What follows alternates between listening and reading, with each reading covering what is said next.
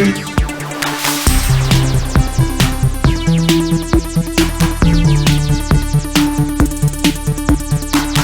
everyone, welcome to GameFace, episode 240 on Sifted Games at SIFTD.net. I'm Shane Satterfield, your humble host for the next couple hours of intense video game discussion. And riding sidecar with me today to do that is Matt Kyle. What's up, Matt? Just 2077. Yeah, man. Big episode today. You guys have been waiting a long time for this episode. So have we. We're going to discuss Cyberpunk 2077 today in depth. In fact, I think we have like 5 or 6 topics, but the bulk of our time today is going to be spent with Cyberpunk. We know that's what you want, and it's what we want to talk about because we've been playing it since Tuesday. We got it, Matt? Is that Monday right? night. Tuesday night, yeah. Monday night. Yeah. So we've had it since like Monday night. But neither of us have finished it yet, which maybe that will lend to our discussion a little bit. But anyway, that's coming up later on in the show. I wanted to give you guys an update on our new merch and our T-shirts. I've mentioned before that getting these T-shirts done has been an unmitigated disaster. It has continued to be an unmitigated disaster. So we put the shirts up for sale on Black Friday. I went and picked up the shirts that morning from the company. Once I got them, I was like, okay, we're good to put them up for sale. You guys bought the shirts, and then I started going to process some of the orders, and the shirts were all jacked up. They had used like secondhand shirts for some of our shirts. Some of the screens were like faded on the edge. They did a horrible job. This, by the way, was the 3rd shirt company I've gone to in Los Angeles. The 3rd. And the process for doing this is it takes forever. You have to set everything up. You have to get them the art. You have to go through the quotes. So anyway, I went back to the company. They were like, well, by our count, like 25% of them are screwed up. My count was like at least like 60 or 70%. We got a huge argument.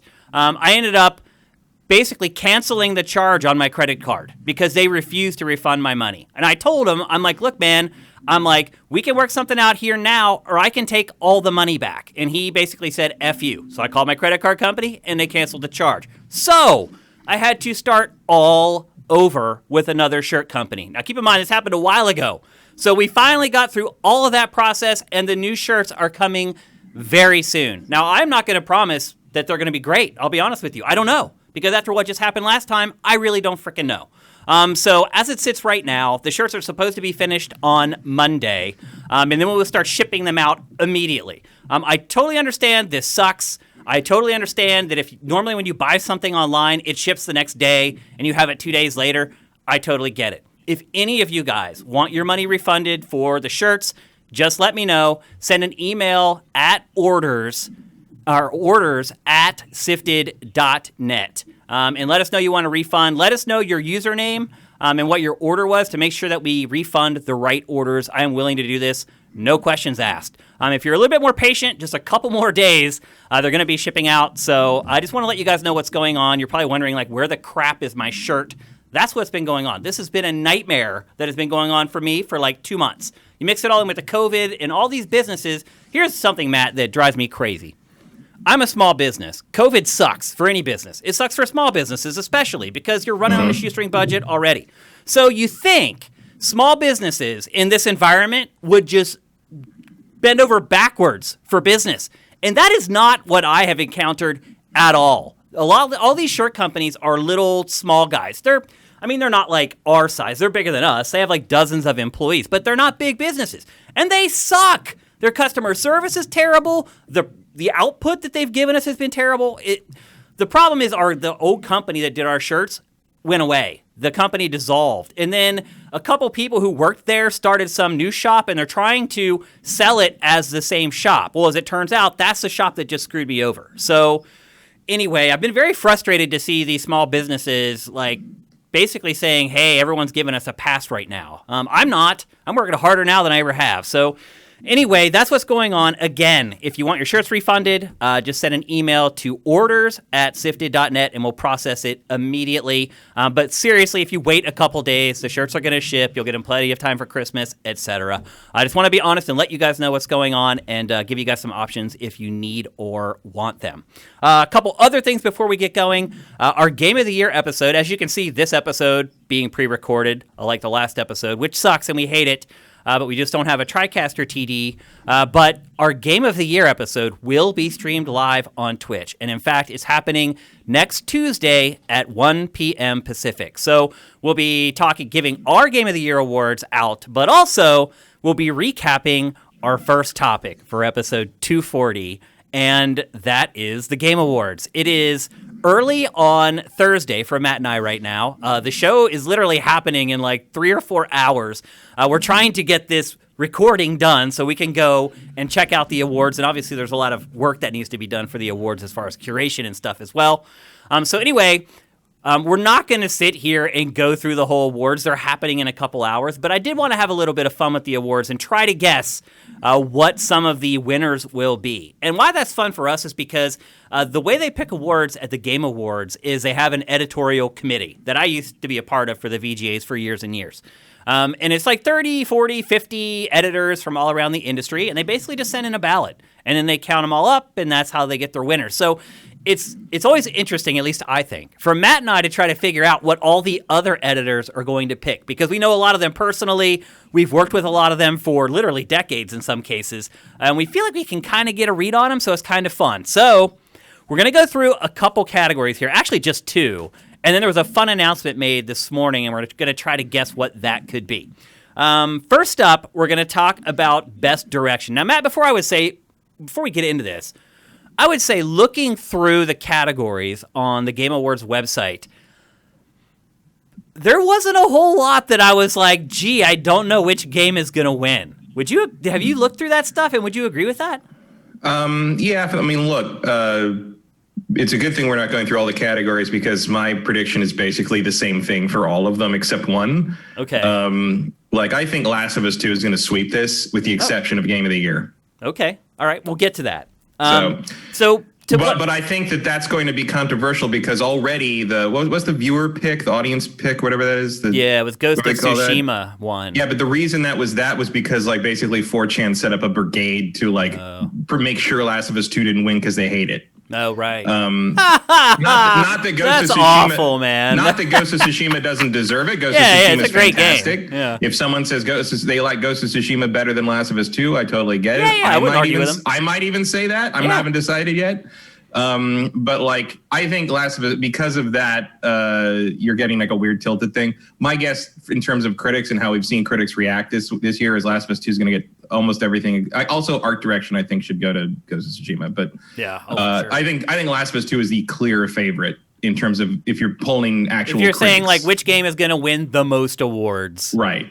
I would agree with that. I think, knowing the people who vote for this stuff, right? I think best direction, even if you hated The Last of Us 2, how can you argue that this game wasn't incredibly well directed? The undertaking you segued into the first topic, which is Best Direction. The nominees are Final Fantasy VII Remake, Animal Crossing New Horizons. Best Direction? Come on. Or I'm sorry, Final Fantasy VII Remake, Ghost of Tsushima, Hades, Half-Life Alyx, and The Last of Us Part 2. And you already shared what you think is going to win, The Last of Us Part 2.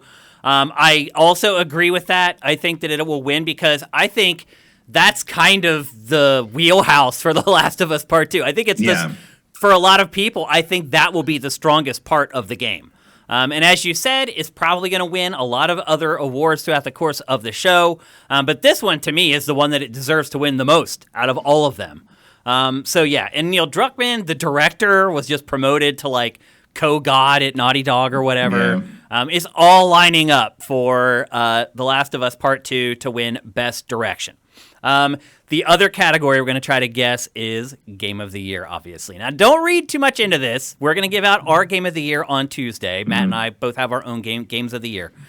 Don't think that our discussion here is going to tip our hand as to what our picks are. Keep in mind, we're getting inside the mind of our colleagues and trying to figure out what the hive mind of game journalists will think. Well, nobody's going to think this is my pick for Game of the Year. My prediction on this, I promise. And the nominees are Doom Eternal, which is kind of surprising, Final Fantasy VII Remake, Animal Crossing New Horizons, Ghost of Tsushima, Hades, and The Last of Us Part 2.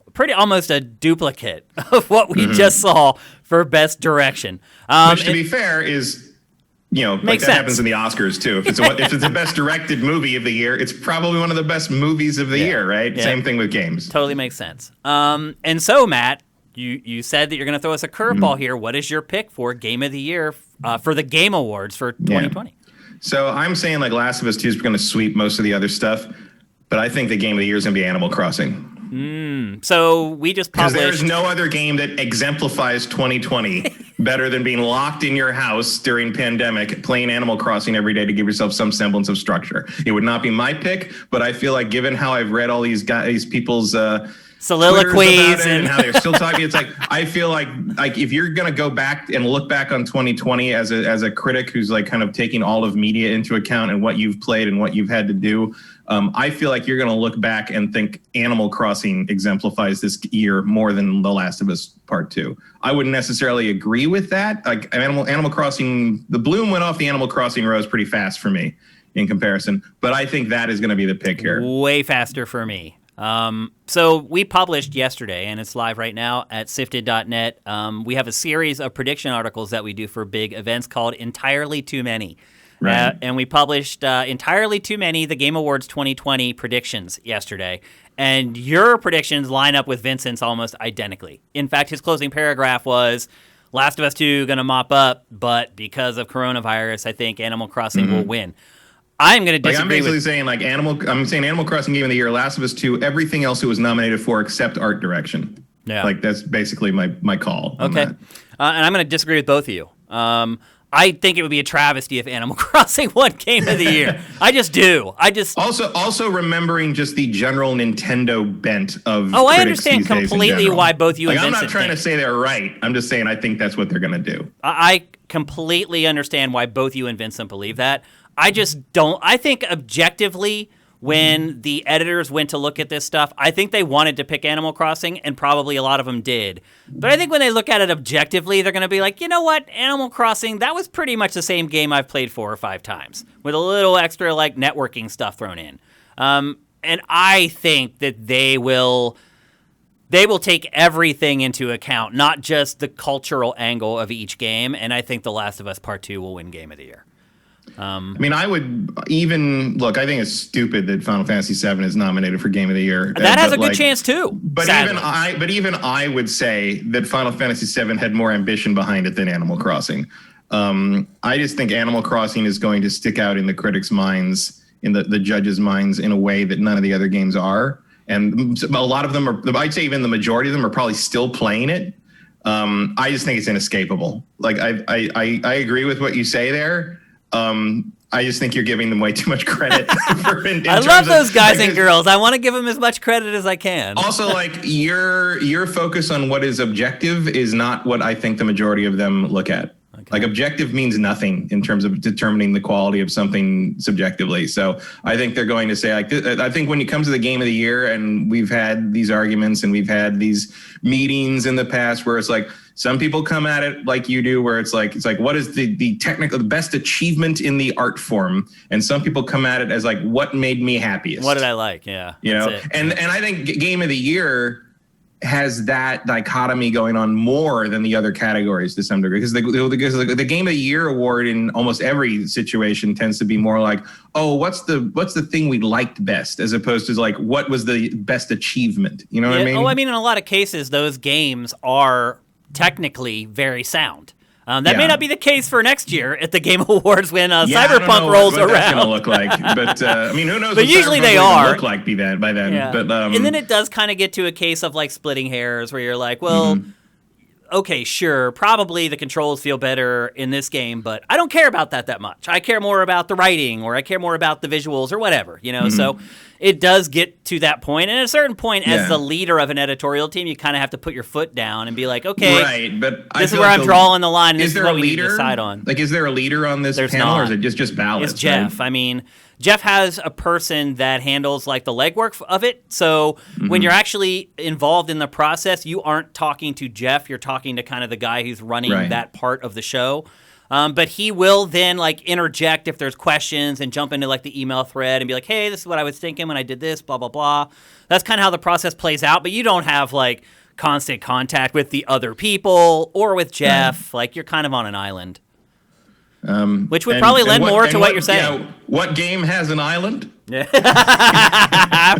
Touche, Kyle. That's pretty good. So anyway, there's our picks. Matt thinks Animal Crossing. I think The Last of Us Part 2. And I wouldn't even be surprised. By the time you're listening to this, you'll know already. You will know. But you're right. But I think that's the fun of watching this, is watching me say The Last of Us Part 2 and knowing I was wrong and laughing at my ass while I'm saying it. So we're all wrong. It was Doom Eternal. What I was going to say is that, like, I would not be surprised at all if Final Fantasy VII Remake wins it. It's the, like... I would be shocked if that wins it, because there's just not enough people I would be appalled that it won, but I wouldn't be shocked. There's not enough people in the critic world that fell in love with that game and stayed in love with it, I think. Most of the people that I know, at least, that would be on this board would be like... they see that game for what it is. And you may not say it publicly the way I do, because you don't want to get people yelling at you about it. But, like, I don't care. That game's garbage. It's a nice idea. I wanted it to be good. It was not. It doesn't deserve to be in the company of all those other games that it's nominated with. And you know why it is, though. Of course it is, because it's popular. I mean, we're not. I would argue Doom Eternal's on the fringe, too. Like, I was kind of surprised it was a nominee. I didn't like Doom Eternal very much, but because I didn't like what it was doing.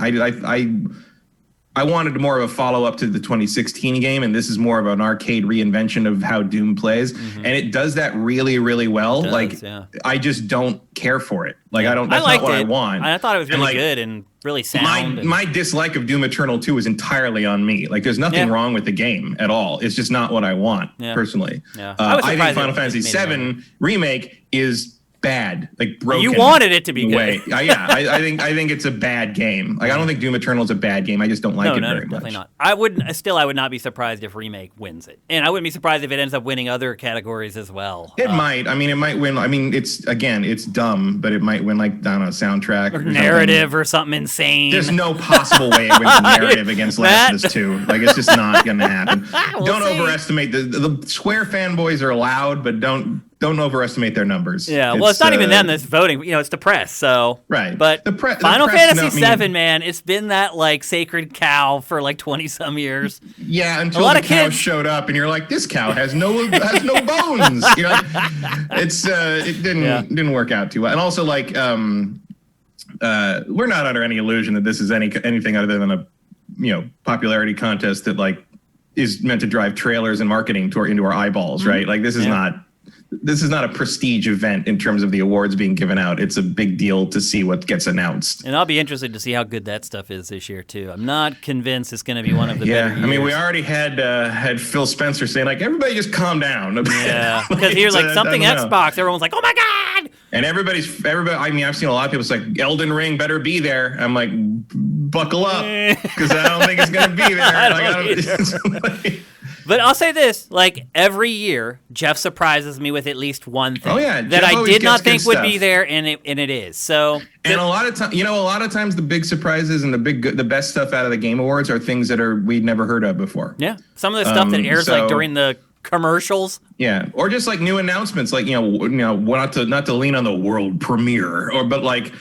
A lot of the best stuff from the Game Awards has always been like, oh, I'd never heard of that. They announced that at the Game Awards, and it was great. Yeah. And now I got to look forward to another year of hearing nothing about it.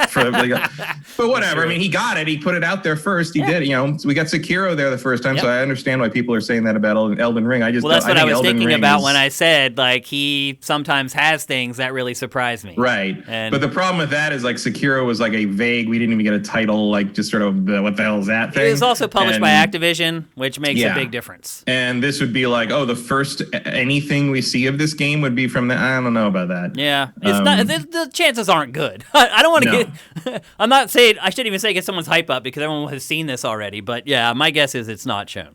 And then the final thing we're going to discuss for the Game Awards is that this morning a big announcement came out before the show. And that was that Nintendo will be announcing a new Smash Brothers character in today's Game Awards broadcast. We've talked about this before, so we're not going to beat the drum for too long again. But Matt, quickly, what's your prediction for the character? I think it would be either that one character that all the hardcore Nintendo fans want, who I can never remember who it is. It begins with like an O or something. Remember what franchise it's from? No, I think it's like Earthbound or something. I don't know. One the fans really want.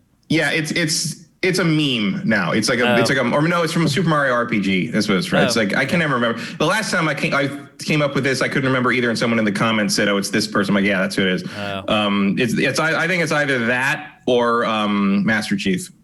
Okay. I'm gonna bet on, and this is partly wishful thinking. Who's left? Yeah. Well, this is partly wishful thinking and partly based on some rumors that have been flying around. And that is Ryu Hyobasa from Ninja Gaiden. And my hope is that they announce Ryu for Smash, and then, and this may anger Elden Ring fans, instead of Elden Ring being the big Japanese reveal, the big Japanese reveal is Team Ninja and the new Ninja Gaiden, and they come out afterwards. That's obviously pie in the sky, dreaming stuff. I'll modify that by saying that it could be Ryu, but it would probably be accompanying the announcement of the Ninja Gaiden Sigma Trilogy Collection, which leaked a couple of days ago. That could be too. Yeah. And for the love of God, that better be on more than just the Switch. I mean, I already have 1 and 2 on backwards compatible on Xbox, so I guess it doesn't matter really. But I would hope that would not be limited to the Switch, but Ryu would be a good addition. The other pie in the sky, like, oh, that would be neat to have in Smash Brothers, I think would be Spyro. Yep. Or Crash. I wouldn't be surprised if something like that happens. Crash would make a lot of sense, yeah. Also owned by Activision. Mm-hmm. Not really a Sony exclusive character anymore. No, well, same with Spyro. Spyro used to be identified with Sony, and so anymore. Any of those guys I think could make it, but my dream of, and look, we are way overdue for a new Ninja Gaiden. We've had Neo 1, they just released Neo 2, it tanked. It's time for Ninja Gaiden. That's all there is to it. And so I think everything's aligning. The stars are aligning. Nintendo is aligning. Hopefully Team Ninja is aligning, and we'll get a new Ninja Gaiden announced at the Game Awards. Whoops, it's Ninja Gaiden Yaiba 2. Oh. It's possible. It is totally possible. I don't know what it is. Why Koei Tecmo is abandoning that franchise. I don't get it. I mean, the last one was not great. I do understand I think it was largely because the people who made 1 and 2 are gone. Yeah. Yeah, and Yosuke Hayashi, he worked on like Sigma, and he worked on Ninja Gaiden for a long time. But the other thing is like Sigma. But that's Itagaki's Sigma 2 franchise. was bad. Sigma 2 was a downgrade, really. Yeah. Partly because it was on the PS3 and it couldn't run everything, so they had to downgrade stuff, and they took out a lot of the dismemberment and stuff. Like, I always loved at the end of the Xbox 360 version, you could just kind of see how the fight had gone by the blood splatters and where the limbs had landed and stuff. And like that was pretty much gone in 3 because they couldn't display that much clutter on that system properly. The Ninja Gaiden 2 was just gross. Oh yeah, it was so gory. But yeah, you're right. They all left. When Itagaki left, he took a bunch of people with him to go work at his Valhalla studio, which has basically floundered ever since. So, well, they gave us Devil's Third. What are you talking about? Here's my point. Team Ninja's had a break. They had their chance to be like, okay, that was Itagaki's franchise. Let's let it rest for a while and do our own thing. They did that. They made Neo. It was moderately successful. It's time for the return of the king. Let's make it happen. All right, let's move on. We're gonna get Itagaki in the meeting for that one a couple times a week. I don't know. No, if that's the case, it will definitely not happen. Those guys, I don't think that they're too fond of each other after the separation. Yeah. I don't know. I mean, it's not like Itagaki hit it out of the park after he left either, but he didn't. I don't know. The quality of Ninja Gaiden 1 and 2 might have been like a lightning in a bottle, like of the time thing. I don't know how much I trust in new Ninja Gaiden, but I'm willing to give it a shot. If it's from Team Ninja, I will. If it's from Valhalla Studios, I would not. But he would be a really good addition to Smash Brothers one way or the other. Yep, he would work perfect. Yep. All right, let's move on. We're going to talk next about the PlayStation 5, but not the one that you're trying to get or you just got. This week, a patent was unveiled for I know it's hard to believe, for a new PlayStation. And the kicker here is that the patent is filed for a dual GPU console with a focus on cloud gaming. For those of you who don't know anything about PC gaming, if you build a PC, you can put 2 GPUs in your PC, and then they're basically bridged together via this tech called SLI. And I'm guessing if Sony were to do this, they'd probably find some different way to kind of work around that. It wouldn't just be like you building like a rig or whatever. But basically the power of 2 GPUs that will be used for a console, and it is curious that they specifically mention in the patent cloud gaming. And then The patent goes on to state that the new console would have more RAM compared to what PlayStation currently has on the market, which may murk things up a little bit. First of all, Matt, do you think that this is going to happen? And if so, when? So I talked about this patent thing with one of my dev friends who's been in the business for 20 some years, and he says it's nonsense. Meaning he's like that wouldn't do anything. He's like that's a useless hardware configuration to me. He's like, oh wait, basically he's like, I don't know how you would make that be of any significant benefit to the point that you could charge more money, or that we wouldn't have to do a bunch of work on games we finished years ago to make it work properly with it. He was basically of the opinion that a layman will look at 2 GPUs and think that, oh, you've doubled the power, or you've made but like to him, he's just like, that's stupid. Yeah. Like, by the way, that's not how it works, people. Like Yeah. if you have dual GPUs, you don't like double the graphics output of your PC. That's not how it works. The next GPU provides an incremental increase in performance. As someone who has $2,000 video cards in his computer, I promise you, not worth it. But he was basically saying like, he's like, I'm sure they filed this because they worked it up and they were like, oh, it's an idea worth, putting a marker on, basically. But he basically said he doesn't think there's any chance that this is the PlayStation 5 Pro or anything like that. He thinks it's just Sony came up with a thing. He's like, I'm sure they're working on it, but like, he's like, I don't think this is it. So does he think it's more likely like something for PlayStation 6? No, he thinks it's just nothing. He thinks it's a dead end, but but companies will patent things they don't intend to move on just in case someone else thinks of something better with that idea. That happens all the time. That happens all the time. So that's probably what's happening here. This is about the time they will be thinking about the hardware for a pro version of the PS5. And even, I'm sure Cerny is sketching out pie in the sky ideas about what the PS6 would be as we speak. But like this feels like the other thing about it is like, and I, a couple people I know, and I agree with them, and I thought of it too when I saw this, was like, this is way too brute force for Cerny. Yeah, that's not how they design their hardware. Cerny comes up with elegant ideas. This is just like cram another engine in the car. It's an Xbox. That's basically how Xbox designs this hardware. Right. This is how Xbox builds their stuff. It's inefficient. It's inelegant, and it doesn't feel like a modern Sony. I wouldn't be surprised though if PlayStation 6 and whatever the next Xbox ends up being called, God knows. I wouldn't be surprised if they are dual GPU machines though. It might it might help to have the extra power to process if you're bringing stuff in from the cloud, because I think you start there. So you start the generation there so that all developers are creating games with that architecture. It could be like kind of a PlayStation 6 like foundation. Yeah, like a mid-cycle. I agree with you. It doesn't look like it doesn't look like an evolution of the PS5 at all. No. Guy, you gotta wonder how tall that one will be.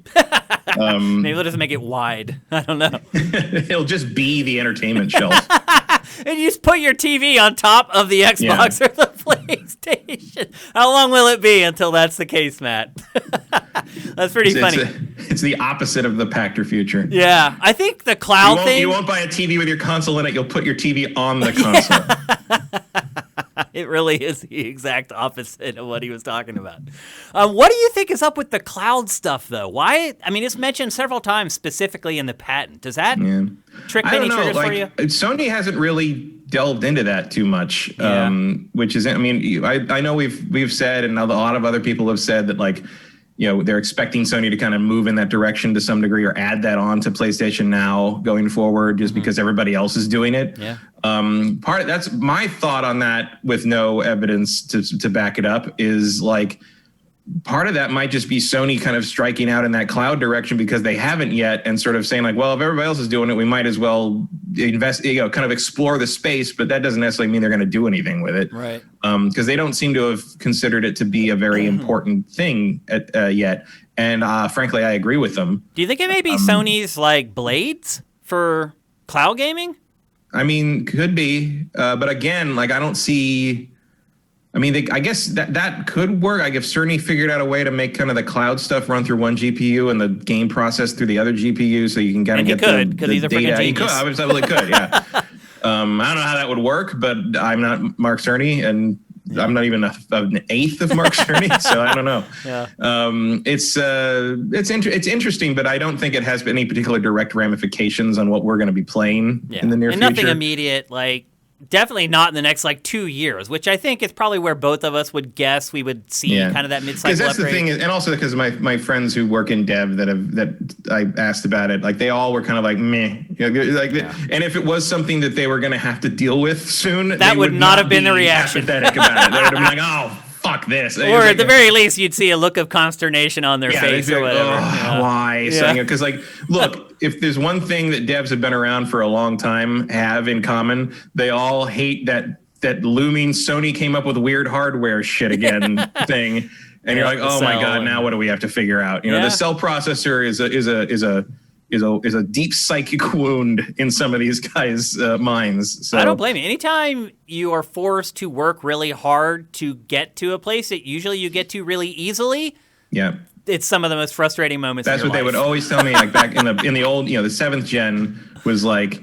It's like, we build the game on PC, we put it on Xbox 360, and it just works. Yeah, it just runs. And then we spend half a year making the PS3 version operate properly. Yeah. Like that was.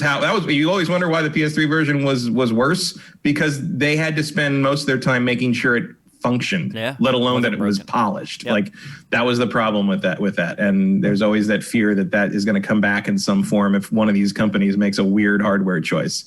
And luckily, none of them have. So all 3 current systems are pretty normal architecturally. Yeah.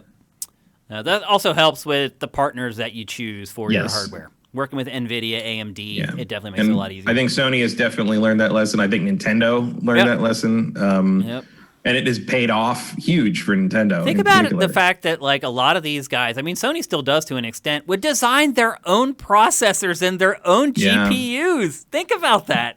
That's well, it used to be the way. I know. So there's I think it's Ars Technica has a series called War Stories on YouTube. They have a playlist of all of them, and it's just they go interview old time devs about making these classic games. They have one on Prince of Persia, Crash Bandicoot, Homeworld. It goes way back, and it's all fascinating. Look this up and watch it. War Stories, they're amazing, and they always talk about how we went to make this game, the Homeworld one I just watched, and they come back, they're like, we went to make this game, and we said we're gonna make a 3D real-time strategy game. The first time anyone had ever done a real-time strategy game in full 3D. And the reason it's in space, so we didn't have to render the ground. And they're like, it's a big bitmap behind everything. Back then, there were no game engines, there were no tools. You had to build all your own dev tools to make whatever specific game you had to make. And we forget it. And so there was that period of transition, especially from developers who were around in the 90s, where they were used to building everything themselves. That was a big deal back in the 90s and even into the 2000s. One of the big reveals of a new console was what's the processor? What have they developed? You would get reports and rumors of the Project Dolphin, or they all had code names, Flipper and all that. Flipper, crap. Or what was the Broadway? All the Nintendos were Dolphin centered for some reason. Yeah, that was GameCube. GameCube was all Dolphin related, and you can still find the Dolphin thing if you open it up and look at the processor. It still says it on the processor. And Dreamcast was Katana, was that? I think it was Katana. That's right. And all that's it was. That was part of the cloak and dagger of the reporting on an upcoming console, was figuring out all this custom hardware these companies had made, and it took some of them a long time to let go of that. Oh yeah, yeah. It was a big deal when the Dreamcast came out. And it was using Windows CE as the basis of its OS. The fact that Sega didn't make their own OS from scratch was unusual at the time. Now, Nintendo did work with ATI on the GPU for GameCube. Yeah, but they were still making their own. Well, they did. They designed it with ATI. Yeah, with ATI. I mean, they worked with ATI. And Nintendo in particular took a long time to let go of the idea that they had to make their own hardware. It was always that kind of thing. So, we're going to make it, but there's going to be this weird thing that annoys you about it. Development for it was always, or we're going to make the discs real small for no apparent reason. You can't pirate. I mean, they're adorable, but which did not work. Because the GameCube is very easily pirated. Also, a lot of those decayed. I don't know if you know that. Yeah, I did hear that. A lot of them decayed, and some of them they don't even decay and they're unplayable. They just whatever they used for the label, like you can remember the labels on them weren't even labels; they were printed. They were screen printed. Yeah, and so they could only have one color, which sucked. And like some of that stuff has just flaked off. Go if you have a GameCube collection. Go open all the cases and see how many of your discs are still like pristine. I didn't know that. Some of them have had some like kind of disc rot problems with the screen printing and stuff. I had that with Metal Gear Solid: The Twin Snakes. That sucks. That's like the one GameCube game that you want. One of them. It's a rare one. Yeah. Yeah, I mean, it's probably worth some money. Twin Snakes is worth a lot. Yeah. Yeah. But it still works. But the whatever process did not. That's one of the things about collecting is you find out what things were not made to last, not intentionally. And you don't know until 20 years later when you pull something out of your closet. Yeah. That's the gold plastic syndrome. That's what that is. It's with Transformers and other stuff that was made in the. You remember in the 90s, everything was the wacky colors, and one of the things they loved is making stuff out of this swirly gold plastic, and something about the chemical composition of that, after about 10 to 13 years, it loses all its integrity and it becomes brittle. And brittle as in like you can crumble it like pastry in your hand. Wow. And like there's a couple Transformers like G2 Silverbolt and a couple Beast Wars characters. They're made entirely of that gold plastic. Oh God. And the best one is I can't remember his name, but he was from a line in G2 that like their gimmick was you pressed a button and they sprang into robot mode. And if he's all gold, he's like a 40s car, and he's all gold. And if you get one today, and he's still intact in the package somehow, and you press the button to transform him, he will explode. Best Transformer ever. He's basically made of like crackers. Right now he is, yeah. So that is a thing that constantly happens, and like you see, like stuff that's built to be sold in the mass market is not always intended to be a collector's item, and sometimes you don't know. You don't know. Nintendo did not print those discs intentionally thinking, by the time they decay, it'll be too late for them to return them to the store. It's just something that happens. But I will tell you what did happen probably is that they got quotes from a bunch of disc manufacturers. They chose the cheapest one, and there was probably some process that they used that maybe one of the other guys wouldn't have used. There's no way to know, but it could be. And like it's a funny thing to look back. It's the same with like you go if you have old Masters of the Universe figures, go find that box and open it up and note that they're all covered with a thin film of goo now because that plastic, because it was made, wasn't made to last. It bleeds this like. Basically, chemical. The oil. Basically, it's the petroleum product they use to make that plastic malleable. It separates out of it and leaks and bleeds. It bleeds out, and you touch it, and your hands get all like it's disgusting. You basically have to boil them to get rid of it. Well, there you go. Catch up on retro toys with Matt Kyle. Maybe we need to give you a whole show to do that stuff because you definitely know your shit.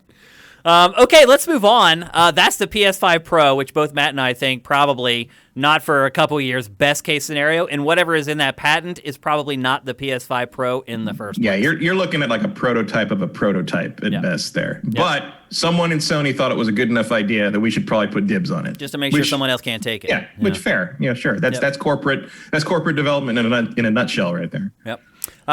Next up, we're going to talk about BioWare. What used to be one of our favorite developers in the entire industry has kind of fallen. I mean, it really was. Like, for me, it was one of my favorite developers in the industry. And now I was waiting for Cyberpunk over the weekend. I played KOTOR 1 again. Yeah. I mean, those games still hold up. Holds up. They still hold up.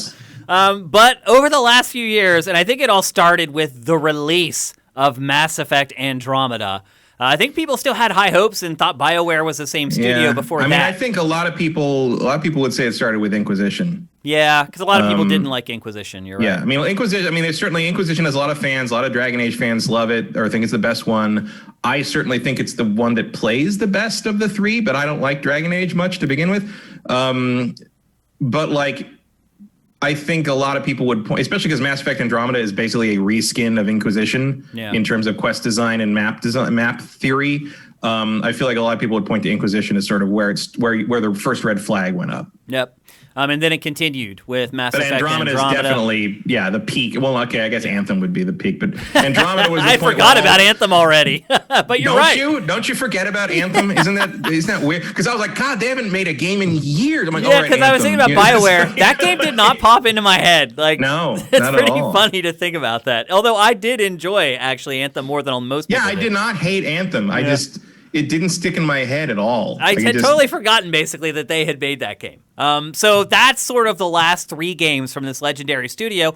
None of them have been terrible, but they have not been these next-level experiences that, like it or not, we had grown to expect from BioWare. It drove innovation for years and years, and now it appears to just kind of be getting in line behind everyone else. It was so much at the forefront of how you told an RPG story in a video game that it was the basis for Jonah Nolan's idea for Westworld. Yeah. Like that's how influential this company was. Like, Christopher Nolan's brother was like, played these games and was like, I bet this is the basis for an idea for an actual major HBO series. It's like and he did it. And like, if you watch Westworld, you can see that. Oh yeah. You can see that storytelling idea, that kind of, I mean, I certainly watched it. I knew he had that influence, but like watching, I'm like, oh, that's from BioWare. That was from this BioWare game. Like, even the art and the way like all the sci-fi stuff is designed to me is very Mass Effect. The colors, there's a lot of white that they use in the show. Mass Effect uses a lot of white.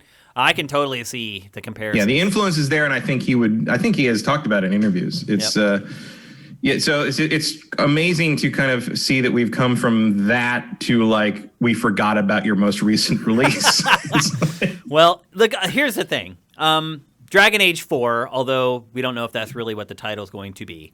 Dragon Age 4 is actually going to be shown off here in the next couple hours at the Game Awards.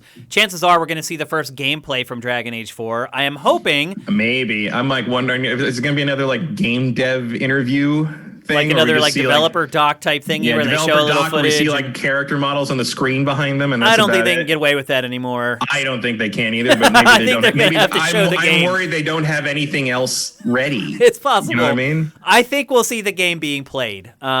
Well, not played, not like, hey, we're going to play the game and watch us play it, but there will be in-engine footage in the trailer. In-engine cinematics. Yeah, we'll see what the game looks like, essentially, today. Yeah. But unfortunately, this week, we got some really bad news coming out of BioWare, more bad news, and that is that 2 more of its high-profile developers are leaving the studio. Casey Hudson and Mark Dara, 2 guys who have been there for a long time. I think a lot of people viewed them as kind of the last bastion of the old BioWare that might still be at the not studio. The first time Casey Hudson's left. This is true. Come back. Because he just came back, 2 years ago, 3 years ago? A little while ago, yeah. I basically came back to like in the wake of Andromeda to help Dragon Age 4, as I understood it. Yeah. It's not very encouraging, is it? As they would say on Pod Save America, it's not great, Dan. It's very. I mean, like, I'm not a Dragon Age fan, but I'm rooting for Dragon Age 4 because not only do I feel like that's the last shot that Dragon Age has to remain a huge, major series. I think it's BioWare Edmonton's last shot. It might be. I mean, I feel like EA. I mean, for EA has. It'll be their last shot. Well, I mean, like company. You think EA may like shut down EA will BioWare shut Edmonton? That shit down. Wow. If this thing doesn't sell up to spec. Well, EA certainly has a history of doing that kind of crap.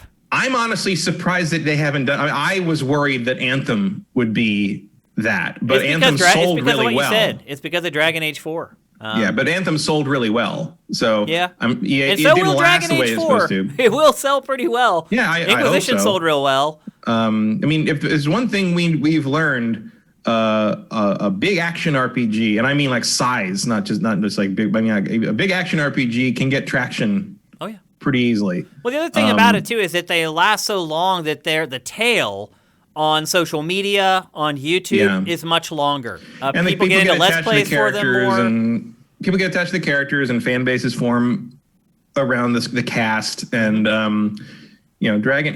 All you got to do is, to a Dragon Age fan, is mention Dragon Age or a character name, and they'll just start talking about who they romance and who their ships are, and this character or that character. And I hate this character, and I love this character, and hate the And Mass Effect. I mean, I'll do that with Mass Effect if you bring up Mass Effect to me. But like, you're right. Like, there's a huge tail on these things. There's an attachment to them. There is, look at how many people are still clamoring for Mass Effect to be remastered. I mean, it is getting remastered, but like that was the thing people just yelled about because they want to have this thing move forward and be preserved. Yep. There was a very unfair announcement a couple days ago where a KOTOR 2 announcement went up and it turned out to be for the mobile version. And I was like, you jerks. I know that wasn't BioWare, but I just been on my mind a couple of days where I'm just like, that is not the announcement I'm waiting for. Yeah.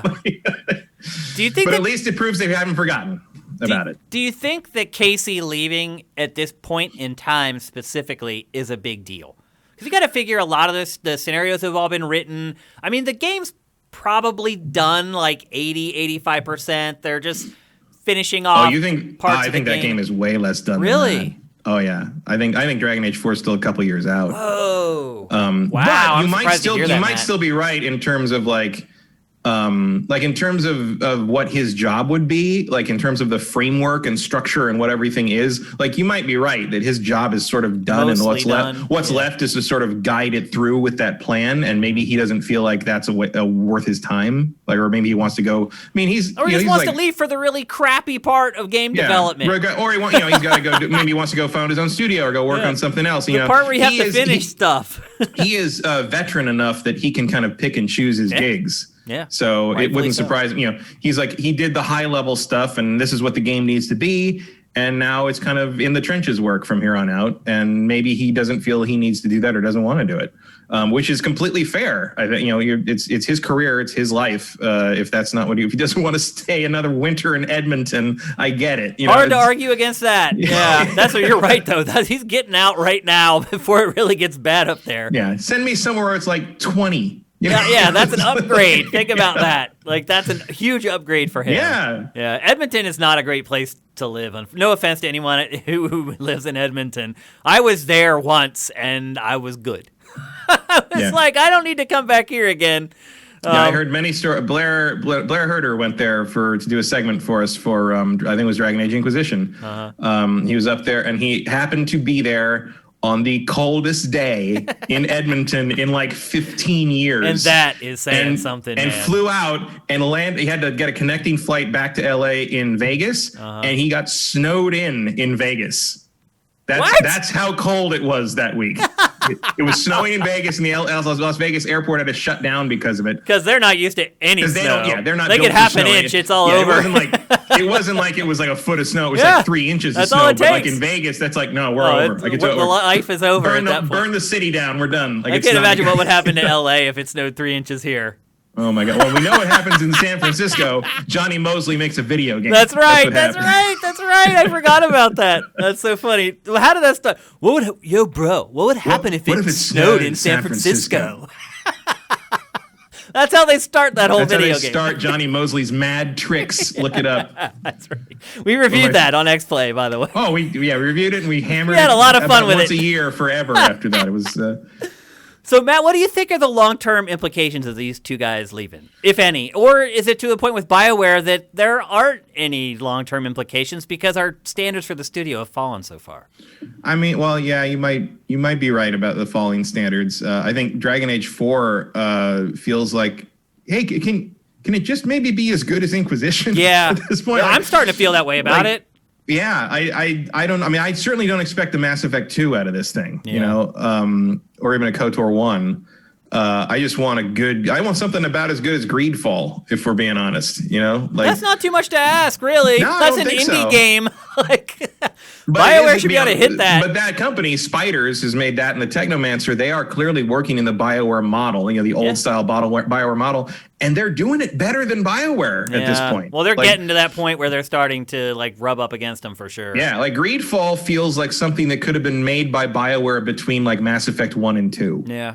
And I think, whatever Spiders' next game is, I think we saw I don't remember the name of it. It's like, it looks like some kind of Revolutionary War thing with steampunk or whatever.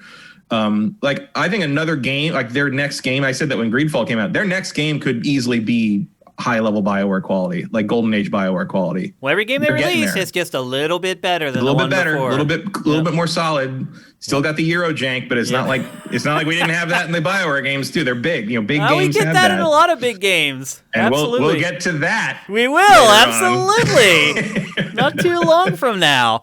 Does this change your hype level for Dragon Age 4 at all? Not really, because my hype level for Dragon Age 4 is very subdued. It's more of a like, guys, you come on through. I'm hoping to be pleasantly surprised by it. Yeah, exactly. I'm really rooting. It's like rooting for the Jets. I really, it's like being a Mets fan. I guess it's just like I'm rooting for them, but I'm not expecting much. I'm ready to be disappointed, but I'm rooting for that doesn't dampen my. My support. Yeah. I love BioWare. BioWare's made some of my favorite games of all time. Like I said, I just went back to play KOTOR 1 probably for like the 7th or 8th time this past weekend. That's a 17-year-old game. Mm-hmm. How many 17-year-old RPGs can you go back to? Most of them are BioWare games. The only ones are basically like text-based RPGs. Yeah, like you're going back to play like Zork and KOTOR and Baldur's Gate 2. And Hitchhiker's Guide to the Galaxy. Yeah, which was like one of the best text-only games, I think, that I played when I was a young one. I don't think many text adventure fans would disagree with you. Trying to get the Babblefish out of the vending machine. Yep. It's great. I loved that game. You didn't need graphics for that game. You didn't. Your imagination just filled it all in. All I had to do was look at the art on the cover of the book. That's it. Because that art tells you a lot about the universe and the tone and all that. And that was a thing that that everyone wonders, like, how come the art on Atari 2600 cartridges is so good? Because it's all we had. They had to tell the story with the box art. You had to tell me what I was supposed to think I was looking at. Imagine it is. Yeah. It's so crazy. So anyway, there you go. Another defection from BioWare. I'm hoping that by the time you guys watch this, and you've already watched the Game Awards, that we're all blown away by Dragon Age 4, and we're like, oh my gosh, like this is going to be a next level thing. I hope that's the case. Right now, definitely not tracking that direction. But more realistically, it's not done yet. Yeah. Just keep the faith. Yeah, let's keep an open mind. That'll be my post-show message that we don't know whether we're right or not. Just don't panic yet. Yeah. In the tradition of Hitchhiker's Guide to the Galaxy, don't panic. Although exactly. Although I would say this: if it looks terrible today, you might want to panic. Yeah. I mean, nobody's put a pre-order down yet, right? Yeah, and they haven't announced a release date either, so they have some wiggle room there. All right, let's move on. We're going to talk next about probably the biggest indie game that has released in the last, few weeks. And we don't get to talk about indie games all that much here on GameFace because Matt and I are always slam talking about all the big stuff. But our correspondent, Vincent Borchardt, has decided to check out a game called Haven, and I talked to him about it, and here's his report. Are you all right? Eat that. Eat it! All right, we're here with our field reporter, Vincent Borchardt, who is going to talk to us about Haven. It's an indie game that's kind of a mashup of a bunch of different genres. I have not played it, but I did look into it a little bit to make sure I didn't sound like a fool talking to you about it. And it sounds like it's a mix of like a puzzle adventure and a turn-based RPG. Is that right? Yeah, sort of. It's weird. Like, there's 3 parts. It's like part visual novel, part like just exploration stuff, and part RPG. Okay. Which would you say of those 3 has the biggest focus as far as the playtime is concerned? Visual novel by far. Okay, like, so the story is the most prevalent element of it then. Yes, definitely. Like, that's one of the things that surprised me. This originally got on my radar a year ago when they had a demo for it as part of the last Game Awards. Mm-hmm. And it was like, I'd say about half and half RPG and visual novel at that point. Mm-hmm. But that's what I was expecting. But now that I've played it, it's a lot more visual novel than I thought it was going to be. Now, because that's the case, first of all, fill us in on the story. And secondly, talk to us about whether it's good or not. So the setup is that you have a couple, Kay and you, who wound up on a deserted planet. Now, they were fleeing their homeland because it was like they were like arranged marriages or something. Yeah. Yeah, it's weird, like the story. I was like, I've never heard a game plot like that before. Yeah. So they flee their planet. Is it their planet or is it just a different area on the planet that they were living on? They flee to a new planet to find this new one that's all it's all with these floating islands, and there's earthquakes and stuff. So they flee their planet, but the one that they go to sounds like it's terrible. I mean, it's not terrible, but the point is that it's a deserted planet, and then they can't find anyone there but some of the native creatures. Okay, and so they decide to settle the planet, or are they trying to get back to their home planet? What's their goal? So the way the game starts is you've got your ship that you crash landed on. Your goal is to try to fix it up. And but then to as go you're home doing, or to just find another planet. Let's get a closer look. You do that. They ran away because they didn't want to go back. But then as you start to go and fix up your ship just because you want to make it better, then they find you. Like they start sending these evil. Oh, your home planet finds where you've run off to. Yeah. Okay, gotcha. And then the intrigue ensues. Yes. Okay. Don't want to spoil that much about it. it. Okay. Yeah. But is it good? Did you enjoy the story? I'd say it's a very interesting story. I mean, the story comes out in pieces. There's basically like the plot is it's hard to. It just comes out in pieces. Like you'll play the game for a long time, and then there's a ton of exposition just dumped on you at once. Yeah, like I'll get into this in a bit, but there was a part where I was trying to find how to get to the next story plot, and it was like, oh, they're kind of trying to find you, and then I go to this next part, and then, oh, here's the actual plot, and actually starts to explain a bunch of the stuff all in one shot, but I won't get into that specifically. Okay. Now, one thing I did see, looking through some footage of this game, it appears that there's like a Super Mario Sunshine mechanic. Like I was going to make like the same comparison. Or yeah, so the main visual distinction is that you can glide over the planet using this generic energy substance that they call flow. Okay. And then you use this flow, and you can, as you glide over it, you can clean up the red stuff you see called rust. Okay. It's kind of similar but different to flow. And you use it to do different things. Like you need to, when you find the red stuff, you have these larger red things that give you the rust, these crude rust, fine rust, etc. You can use that as one of the things you can craft. You can use to craft, most notably, the things to fix your ship. You can also use it to craft healing parts. So is that how you rebuild your ship? You collect stuff out in the world, and you come back and craft parts for the ship? Yeah, you need to find just a bunch of generic rust, and then you find the actual main piece that you use to fix it. Gotcha. That's kind of the way this progression works. And then there's a cooking system too, right? Yeah, you find a bunch of different fruits and other herbs, like the apple dews that are everywhere. And then what do you do with it? What can you craft? You cook them, and you have there's a hunger system that...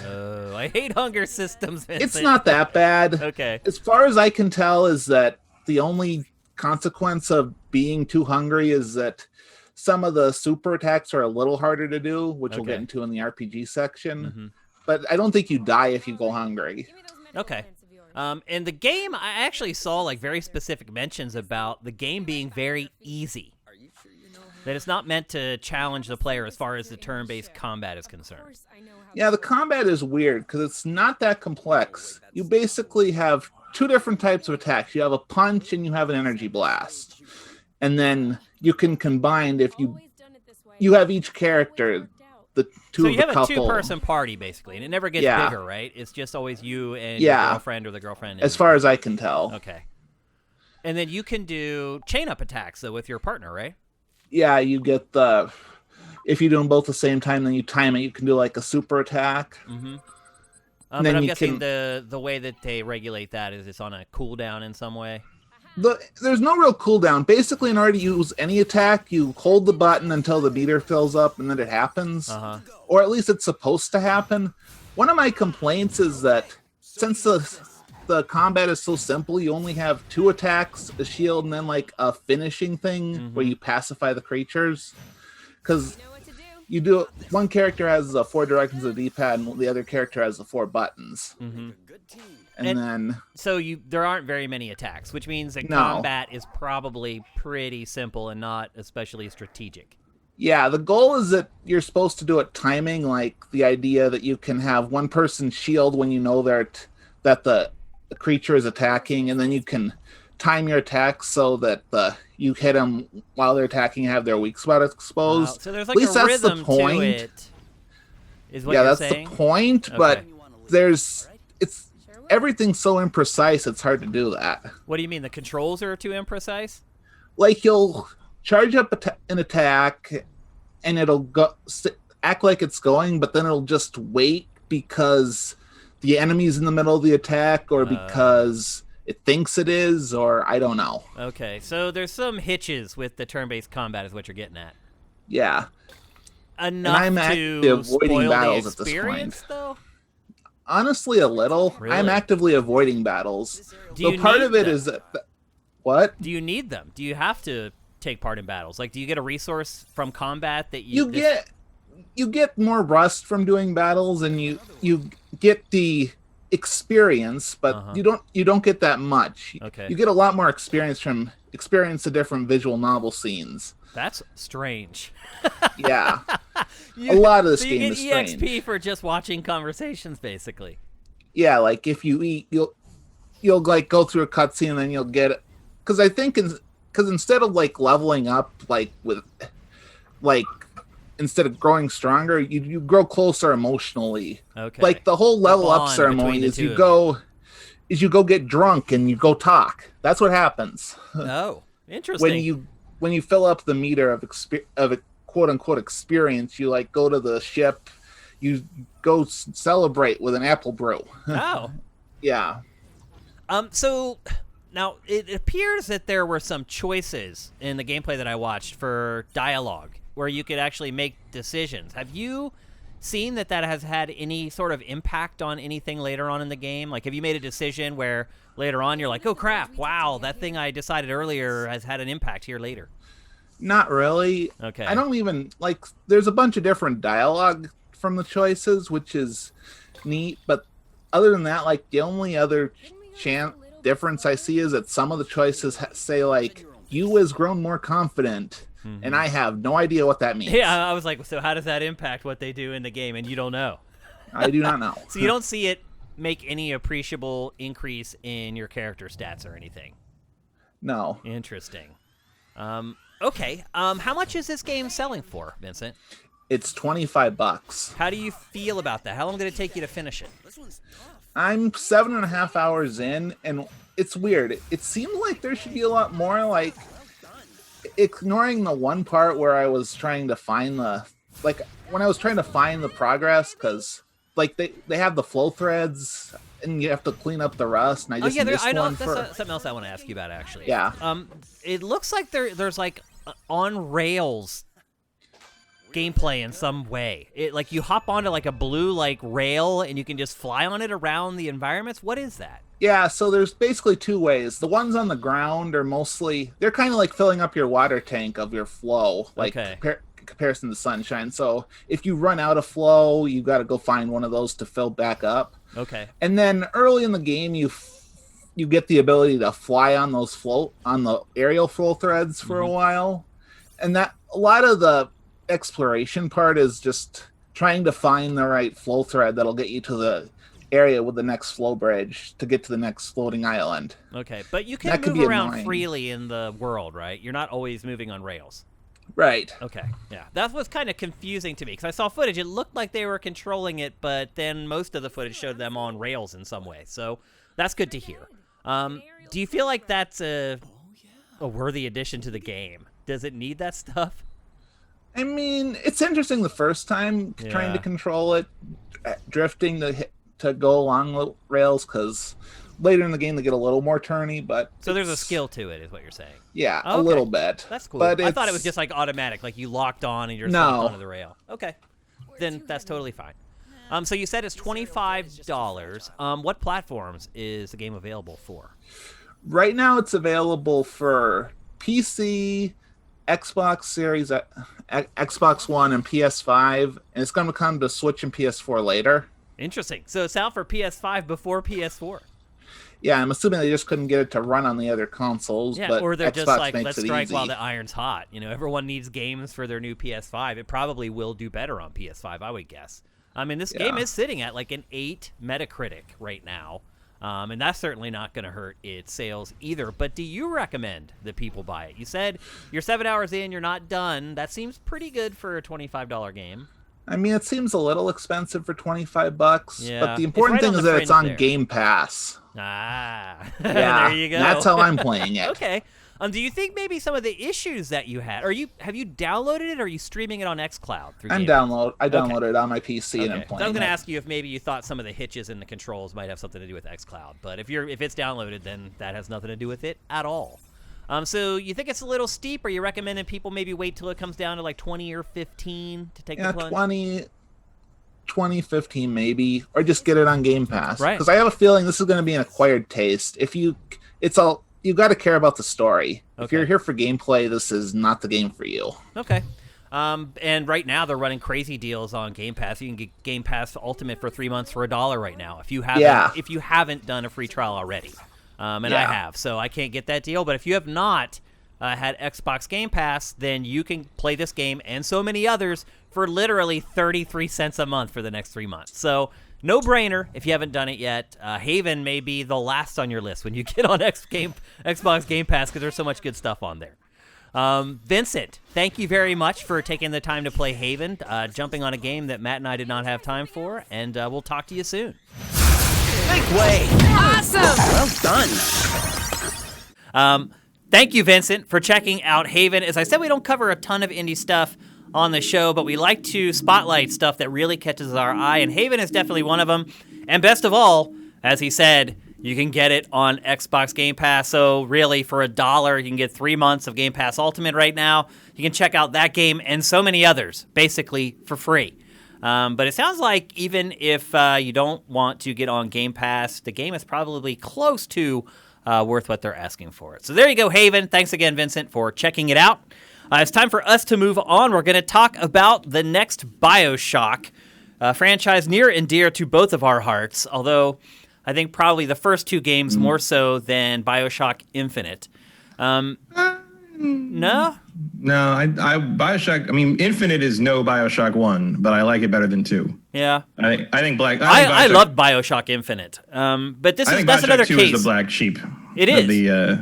Well, BioShock Infinite, people hated it because they felt like it was a departure from the franchise, or too drastically from the franchise. Well, that's funny because my complaint about BioShock Infinite is it's not enough of one. No, interesting. I think a lot of people complain it was just a shooter.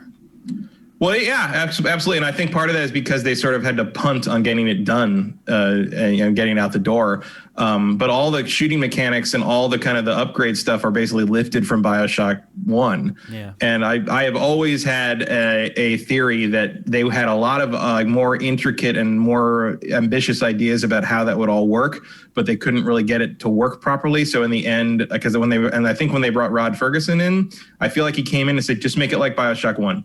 Yeah. Just make it tonics, make it, all that stuff and upgrade it like that. And let's do that. I think there are too many gunfights in it, especially near the end. But it just turned into a shooter eventually. Yeah. But the departure sense of the idea that BioShock shouldn't constantly take place in Rapture, the idea that BioShock should be an exploration of kind of philosophy and political ideas of the modern and turn of the 19th, 20th century and early 20th century and mid 20th century as sort of envisioned through fantastical communities is a good one. I think the idea of objectivism. That's why being I love the examined, franchise. Yeah, exactly. Because you examine objectivism through through the lens of Rapture, and you examine kind of American exceptionalism and sort of the post-dispensationalist millennialism, millennial dispensationalism as a flying city, literally a flying aspiration called Columbia after the name of the goddess we based our secular free society on in terms of a mascot.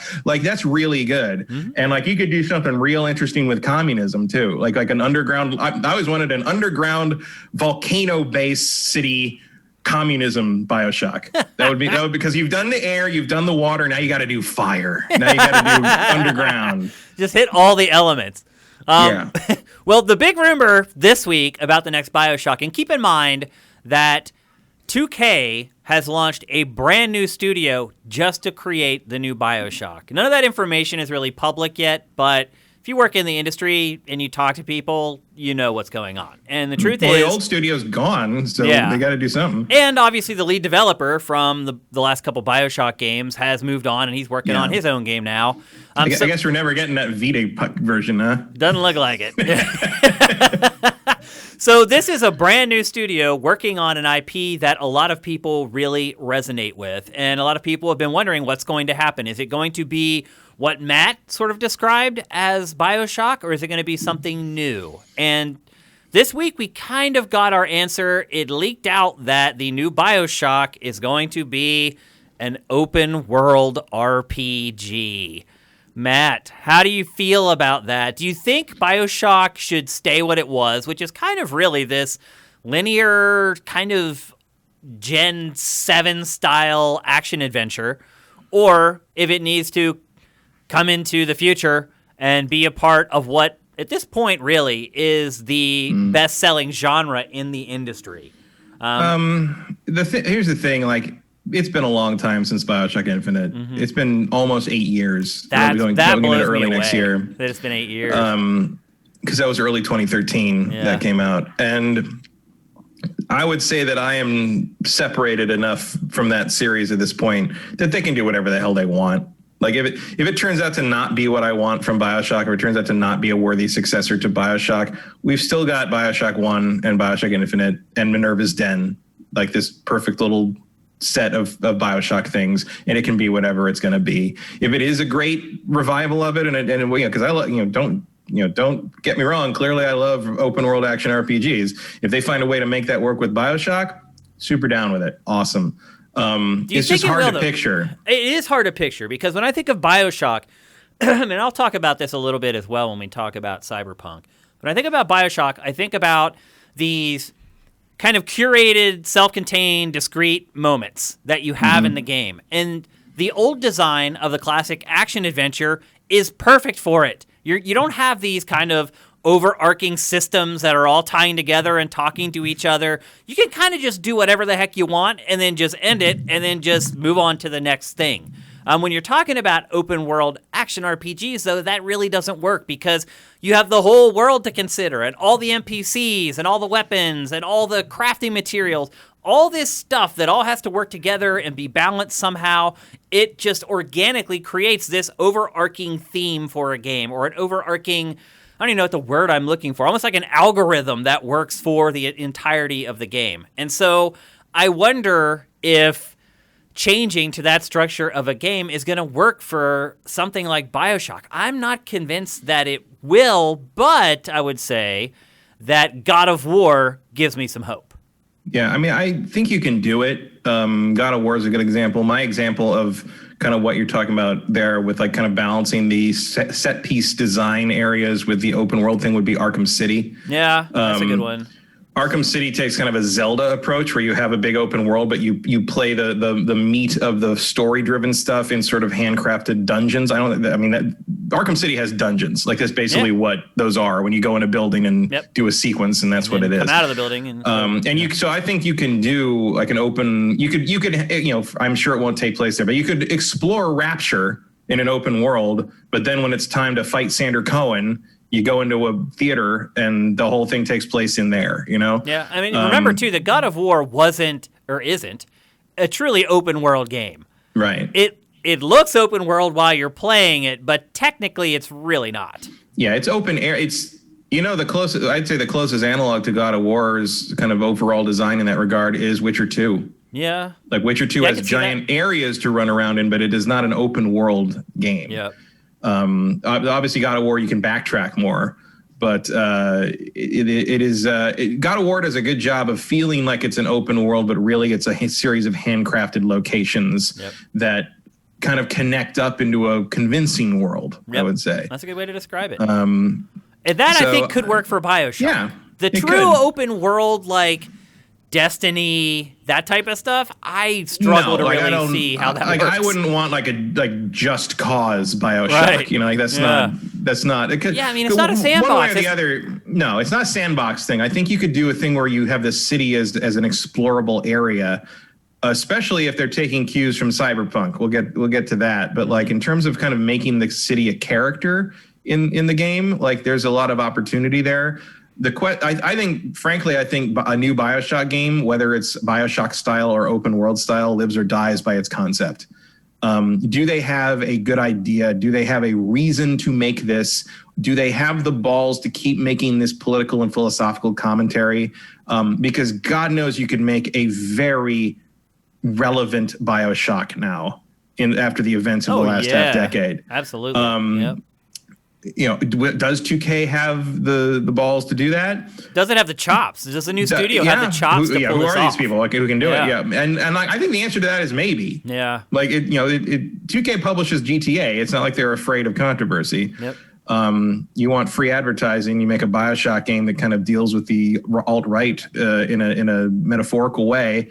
Sort of like how the First Order does in Star Wars. Yep. And I think you got some at the very least, Fox News will yell about you. So like that's that'll reach a lot of people. Yeah, for sure. So there's something there.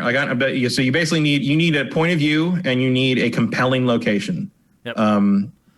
But there's more to it than that. I mean, there is, but like there's a lot of secret sauce in BioShock as far as how it handles stuff. But if you don't start with those two things, you're doomed. You're doomed. Yeah, you have no chance if you don't start with those two. You're right. I mean, obviously, you need more than that because we've played BioShock 2, and they had the same things in that regard that BioShock 1 did, and it didn't work. Yeah, there's something special that's sprinkled on those games that make them feel like any other franchise, to be honest with you. I mean, to be honest, my instinct on that is to say that the special sauce is Ken Levine. Yeah. And his people he had working with him. Yeah. Not to get gross about it, but like I don't want to say that Ken Levine's special sauce, but like those games were a brainchild of him and his inner circle, who are not going to be involved in this probably, except maybe tangentially. But like. So that's a concern. It's a big concern. At the same time, those games, when was BioShock 1? 2007? 6, I think. 6? Was that old? I think so. For some reason, that's the date that popped in my head. So the problem with like some of these, with some of these games that go back that far, and I do this too. Like I think they're the year before they came out because I was doing segments on them the year before. We're covering it the year before. Yeah. That's probably true. It is August 2007. Okay. But regardless, BioShock has been around long enough, and because that's 13 years ago. BioShock has been around enough that there are people who grew up with BioShock. Yes, absolutely. There are developers now, young, hungry developers in their mid to late 20s who were 12, teenagers when they played BioShock for the first time. And those guys and girls know how to what BioShock is and what BioShock should be. So because a lot of times you see that, and so here's an anecdote on that. Where I have been reading a curated thing of all the DC Crises storylines that go from like 1962 to like the end of Final Crisis, which is a span of like 40 years of comics. Wow. More than 40, more like 50.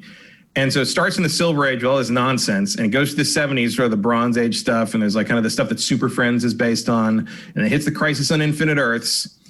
Which is a big crossover weirdo thing that is very confusing if you haven't read the last 25 years of DC comics.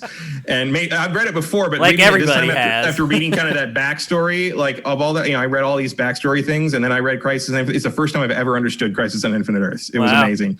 It was not worth the effort, but it was. But you got there eventually. And that was written by Marv Wolfman, who did a bunch of cartoons in the 80s, like Ninja Turtles and stuff. Then through this curation series, it's like a list of things you're supposed to read in what order. You get to Animal Man, which is a series about a guy. He's a superhero, old superhero in the DC universe who can basically, if he's near an animal, he can take on their abilities. That's his superpower. And Grant Morrison, who's a writer that people know from, Grant Morrison did JLA, and he did, he's non-binary now. They are non-binary. They did a bunch of some of the greatest. He did. Grant Morrison did New X-Men, the reboot of X-Men after the movies and everything. They're a really talented writer, and one of the first things they did that was a big deal was Animal Man, because Animal Man is basically over the course of the series. Over the course of the series, the thing that happens is there's a character named the Psycho Pirate who's the only character in the DC universe that remembers there was a multiverse before the Crisis on Infinite Earths made it one universe, and Animal Man basically realizes that he is a character in a comic book. Oh, really? So he breaks the fourth wall. At the end of the series, he meets Grant Morrison in Grant Morrison's house and confronts him over all the shit that Grant Morrison has put him through. Wow, that's crazy. And Grant Morrison basically says, like, sorry. It's my job. It's my job, and I probably should have been, but I ran out of ideas and kind of turned you into my own mouthpiece for environmental issues, and I'm sorry about that. So now I'm just going to put everything back the way it was, and Grant Morrison puts everything back the way it was. And interesting. And but this is like 1986, 87, and going through maybe 89. And it's this, 10 years earlier, I'm reading these stupid Super Friends stories. And within 8 years, Grant Morrison has kind of broken the fourth wall, and they've taken this idea and turned it on its head, because Grant Morrison grew up reading these comics. And the instant you get someone who grew up with something that was sort of a cultural or pop culture touchstone for them, they are going to not only internalize it and make it an important part of their identity, but they are going to want to take it further, examine it, take it apart, and look at it. And so that's why I say, with someone who grew up with BioShock, I would trust them, certainly if someone's a talented developer or creative director. If they're a big fan, right? If they're a big fan, they are going to be able to take this thing, know why it works, know how it works, know what makes it tick, and sort of turn it inside out and make it something different. Because that's what you saw with some stuff like Animal Man, where it's like these writers and artists took these characters that had been around for 30 years all through their childhood and said, we're going to reinvent this because we have thoughts about this that the people who created it never did. Right. So that's why when I say BioShock's been around enough for someone to grow up with it, that's what I mean. You can give this to people who BioShock is one of their kind of foundational video games of their childhood or youth or teenage years. And I'm going to, depending on who it is, I'm going to trust them to know what BioShock should become in a way that maybe the people that have, the people that made BioShock are, Yeah, I mean, maybe Ken Levine isn't even up to that anymore. Right. Maybe I don't trust me to make a new X-Play. Yeah. Anymore. I get it. I get it. We had our time. Yeah. And it's time to see what this new generation that grew up with this stuff can make it into, because that is, especially in the modern day of kind of the recycling of pop culture over and over again, that's where the most interesting stuff has consistently come from over the last 15, 20 years. Well, it's most likely to. I mean, iteration is much more likely to hit than building something from scratch. Or look at, this is in the news right now, look at Sam Raimi's Spider-Man. Yeah. The reason Sam Raimi's Spider-Man was something new and different and something that contrasted with how weird and kind of studio reinvention-y the X-Men movies were was because Sam Raimi grew up reading Spider-Man. Yep. And it took someone who grew up with this material getting old enough to have the power and the clout to sort of say, give me $100 million to make a Spider-Man movie, and I'm going to make it into that Steve Ditko Silver Age Spider-Man that I loved. Yeah. And then we got a good Spider-Man movie. And that's what happened. I'm not saying we have that problem with BioShock. We haven't never gotten a good BioShock video game. But I'm saying handing these things over, these very specialized and very esoteric things over to people who grew up with them and internalize them is almost always the best idea. If you really feel the need to reboot or reinvent them in that regard. So I hope 2K is looking towards maybe a younger generation that knows BioShock and loves it in a way that they can kind of take that love and turn it into something new. I would agree that at a certain point, it's better to hand it over to someone new than for the same person to keep doing it. I think another example of that is a little more related to gaming is God of War. Look at how many different directors the franchise has had. You had Jaffe, who came up with the idea, started it, basically created the whole first game and most of the second one. Then you had Stig step in. And he handled a couple entries, and then you have Corey come in. And all of them have done an amazing job and put their own spin on it. And the ultimate end result is that God of War has become better with every entry. So I hear you. No, maybe not Ascension. Yeah, well, does that count? I mean, that was done by another studio, right? That wasn't done by Santa Monica. I don't remember. Yeah, I think it was. I thought I thought it was them. I thought they had farmed What that else out were to they someone. making? But maybe I'm wrong. Maybe you just wish. It could be. I don't remember much about it, which No, should it's tell Santa you all. Monica. Is it Sony Santa Monica? It was not Stig though. It was someone else directing. Interesting. So anyway, there is certainly hope for BioShock. Not all hope is lost because Ken Levine isn't working on it anymore. I also have a feeling Ken's a good guy, and if that new studio is working on it and they want to take him out to lunch or dinner or something, I don't think he's going to turn him down. Oh yeah, like it's always worth keeping the old creator in the loop. I think you even see that with modern Star Wars, like Dave Filoni. Dave Filoni is one of the brains behind Mandalorian and stuff. Mm-hmm. But I guarantee, he and Favreau, even in the behind the scenes stuff, you see them bring Lucas on and show him what's going on and stuff like that. It's always worth knowing what the original creator thinks. Because sometimes all it takes is one comment from that person. Yeah. And yes, Ken Levine, I did just compare you to George Lucas. That's how much I like BioShock 1. So there you go. That's the latest update on, I don't know if this is going to end up being called like BioShock Subtitle or BioShock 3. Right now we have it on the site as BioShock 3, but... I think it'd be BioShock 4, because I think BioShock 3 was infinite, more or less. Do you think they would really call it 4, though? Even though they've never had a I think internally they might. Right. I think it's going to be BioShock Subtitle. Word. Yeah. No colon. Colons are, I don't know if you know this, but they're going away. Are out. Colons are long gone. I talked about this a few weeks ago, or actually like a month or so ago, though, about how frustrating it is and how Ubisoft will actually put the colon in and then remove it and then put it back in. It's maddening. Ubi's marketing believes that colons are passé, but like there's another faction in Ubi that believes that colons make more sense, and they're right. They are right.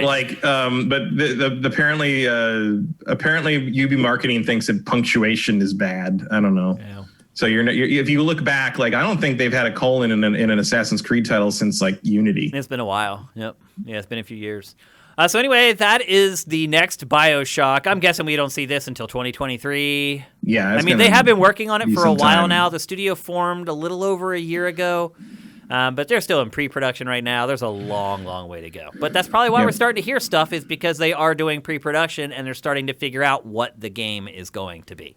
I'm a little surprised that it took this, not that it took this long, but like, I'm a little surprised that no one's tried to do a BioShock TV series. Yeah, it's perfect. Like a Netflix show. I mean, you look at some of these properties they're picking up for shows, and it's like, really? That can't even scratch BioShock's balls. Yeah, like if I saw the success of The Witcher, and I know The Witcher is based on the books more than the game, but let's face it, that show happened because the games are popular. Yeah, of course. If I was looking at that as a TV development exec or whatever, and I knew video games, like my first stop would be BioShock. Yeah, it's freaking amazing. It's the visual, everything about it is memorable. So I'm right there with you, and I think it will happen eventually. It's just got to. It makes too much sense. Okay, it's time to move on to our last topic of GameFace 240. And hi, everybody who just used the timestamps to jump to this topic.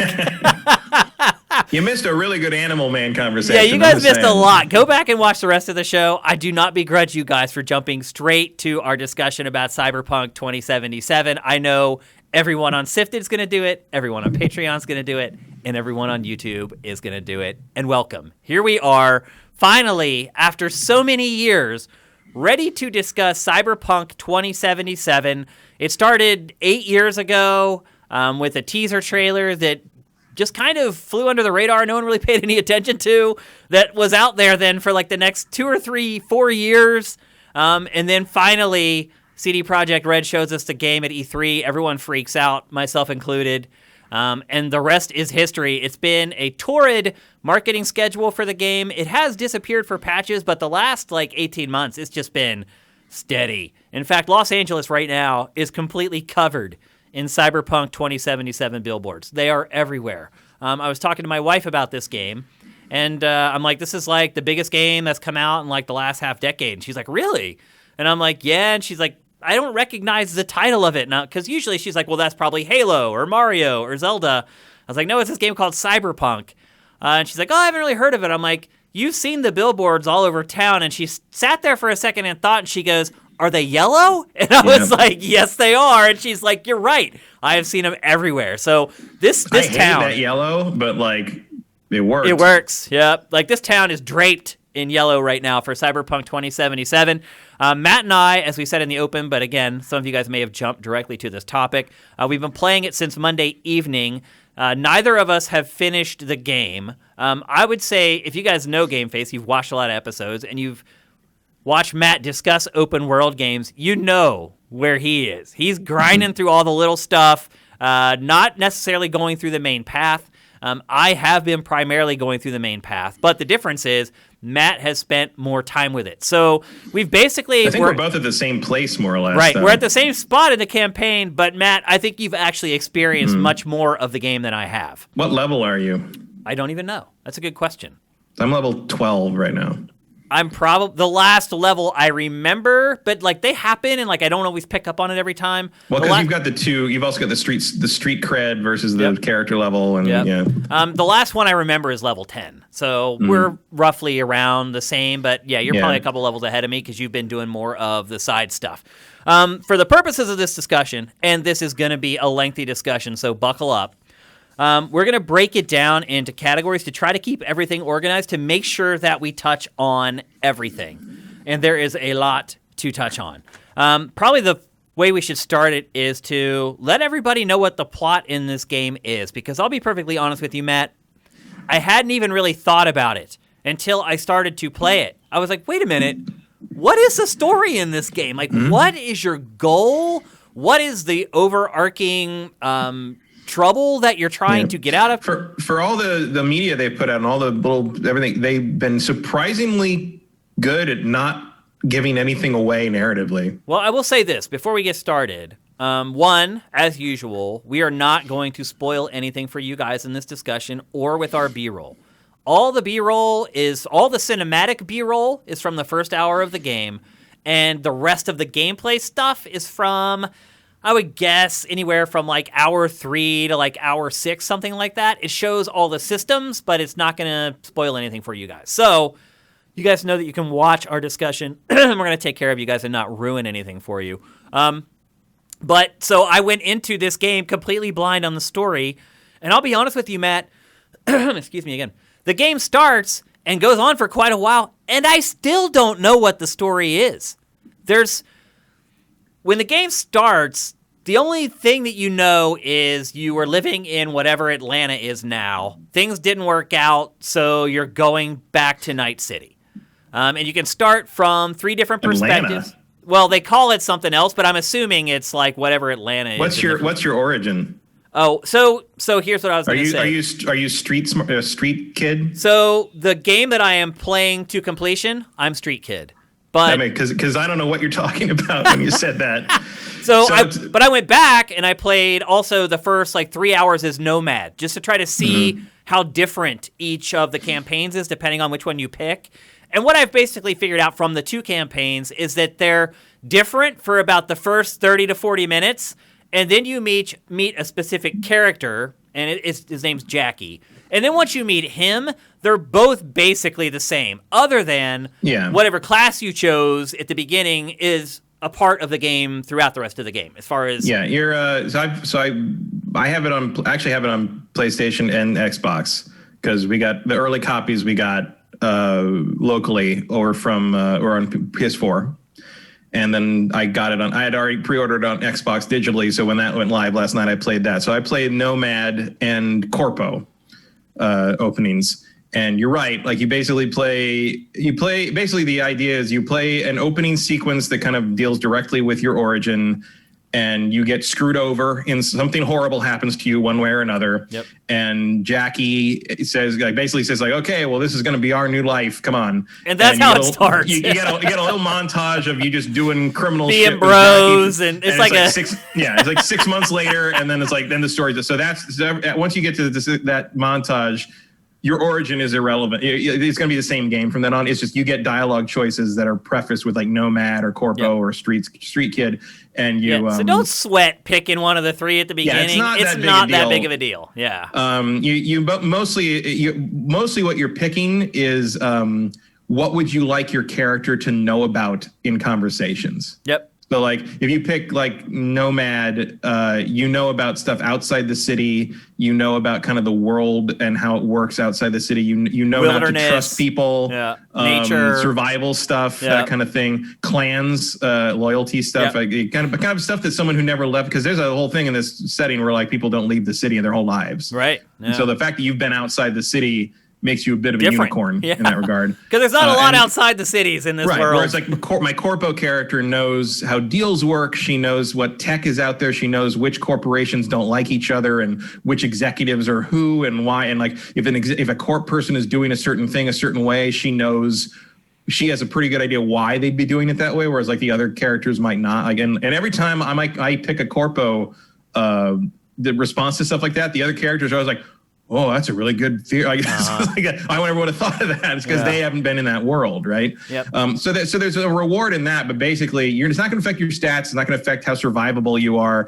You should pick it's all really conversations. Yeah, you should pick your origin entirely based on what you want your character to be able to talk about. Yep. And like for instance, as a street kid, you can kind of see through people. You're street smart. So you'll be in a conversation with someone and they'll have like the first three options, which are the same options that are there for the other two. And then the bottom will be like, oh, I'm from the street. I know this already. This is what's going on, basically. I figured street kid would be like sees through the bullshit. Yep, that's pretty much exactly what it is. And it does help you in some conversations because you can cut out a couple of the options and just jump straight to the chase. Because you're basically just like, I've been living on the street my whole life. BS does not compute with me. And that's why I chose the street kid, because that's pretty much how I am. So anyway, as Matt said, you get to Night City, you meet Jackie. They showed this corny montage of you guys getting drunk or killing people or whatever. Yeah. And then it jumps 6 months. Conversely, Corpo actually does start in Night City. Oh, you start in Night City. Because you work for one of the corporations, obviously. And so like that's the one... Nomad, you drive from the desert into the city. Nomad, you drive in a big car chase, which is actually pretty great. Yeah. But Corpo, even if you're not going to play Corpo, I do recommend starting a game on it because you get a flying car tour of the city that's really awesome. That's awesome. That is really awesome. I want to see that. If you want to see like some Blade Runner shit, like start a Corpo character and just watch that beginning part. It's really cool. So anyway, after that happens, it jumps 6 months, and that's where the story starts, and it's the same for everybody at that point. Yeah. And you are teamed up with Jackie, your partners in crime, but there's still, Matt, no goal. Like, I don't understand what the objective of the game is. Still at that point. Well, your goal at that point, as Jackie and you discuss, is to make it big, basically. Like, you want to be successful criminals. That's the whole point. Like that's what Jackie talks about constantly. It's sort of pretty lame, though, don't you think? I mean, no, I mean that's a pretty standard crime drama thing. You know, kind of the big score, like looking for their big break to get into the big leagues, and you know, like that's the whole thing. They say that over and over. Big league, that's the whole thing. Is like Jackie wants to make it big as a criminal, as a whatever you want to call these guys, net runner, I guess they're called. Like and that's the kind of the setup at the beginning is like he's got a contact with one of the big fixers, the people who give you jobs, high-level fixers, are good people who make. And I was a little confused. It's funny the first time I went through all it because they talk about it's like, oh, it's this guy from the afterlife, and I was like, is he dead? Is he? And then like, it turns out club. Afterlife's a club, right? So when I played it the second time, and they're all talking about this, I'm like, oh, now I get what you're talking about. Like, because if you were in Night City, you would know that, but I didn't know that because I've never played the game before. So and the funny thing is, like, that when I looked it back up, that stuff is a reference to the old pen and paper tabletop game. Like there's a lot of stuff they are taking directly from the old 80s pen and paper game, to the point that like it's almost treating it like a next gen continuation of it. Like a lot of the characters that were in the old pen and paper game as like notable characters are referenced or like gone or around, you know, like Keanu Reeves' character is one of those. It's so there's a little bonus there if it's sort of like The Mandalorian. Like if you've seen all the other weird Star Wars content, you're going to get a little references. Like there's a lot of reference. But I played Cyberpunk 2020, which is what it was called back then. Obviously, you can't call it that now because it is 2020. Yeah, I played that Not back sci-fi then. And so anymore. slowly, some of it came back to me like, oh right, that was this, and this is that thing, and that was that thing. It's interesting. But yeah, so early on, the story is pretty much it's just you want meandering. to be a really big important criminal. Yeah, like that's the whole thing. And then there's a theme of like in Night City, you are either a massive success or you're nobody. You know, it's the old big. It's actually a very throwback concept. It's like a ingenue coming to Hollywood in a 40s film kind of idea. You know, Cyberpunk stuff does tend to lean pretty hard on noir crime tropes. Yeah, absolutely. So so it does meander like that for quite a while. Act 1 is pretty much just you want to be a big deal criminal. That's it. Yeah, there's really no objective. There's no. I mean, there's a plot, but it's basically you just talking to fixers who are giving you gigs, and you go and finish the gigs, and you're trying to rise through the ranks. And so then you get to Act 2, and for all the promotion of Keanu Reeves as being sort of the front man for this game, you don't see him until Act 2, a good handful of hours into the game. That's when he makes his big entrance into it. How much do we want to talk about Johnny? I don't want to talk about him too much because a lot of it's really spoilery. I mean, he once you get to him, he is a major part of the game. What I was getting at is that's when you finally have a real goal. Yeah. Something happens. What's actually, we want to understand what the real core story is. Yeah. And then it's a race against time. And that is really what the heart of the story is. I'm not going to ruin what the race against time is, but that's the core story tenet. But that is also the first, that is part of thematically one of the things they're doing there, I think is, and I'm only a few hours in Act 2, so I don't know exactly where they're going with the Keanu Reeves stuff, but the idea that you are a nobody, you're a nobody trying to make it all through Act 1. And then Keanu Reeves' character, Johnny Silverhand, is one of the most famous people in the entire world in Cyberpunk. He is like a celebrity. He's a massive super celebrity who is also a terrorist. In his off hour. Like that is who he was in the old game. Like that is who Johnny Silverhand is. So you have paired up basically one of the most important people on the planet with this nobody that you're playing. Yep. And so the dichotomy between those two things is potentially interesting. And the idea that this hasn't happened yet in the story, but I assume that at some point your character is going to sort of be forcibly educated on the idea that maybe being a big deal in Night City is not all it's cracked up to be. Yeah. In more trouble than it's worth, maybe. So I think that's where they're going with that. And I think the groundwork of especially if you do more open world stuff, because obviously I did a lot more kind of wandering around. I wandered the city a lot. I just walked around. Matt, the first time I walked onto the street in this game, my jaw dropped. This is the best city environment in a video game ever. I will say. Literally my jaw dropped. And it takes a while before you just get dropped onto the street when you can do whatever you want. And it happened, and I was like, holy crap. This is and it's funny because so you're the first thing after you basically you do a thing, the tutorial stuff, you go back to your apartment and you're supposed to sleep and you get up and then after you get up, you can kind of go wherever you want. Yep. And until you don't have your car back yet, but you can kind of walk around. And it's funny because the first thing you're supposed to do is meet Jackie. And I accidentally walked near him, walking around the area of the city. And I hear him goes hey, there she is. Is it?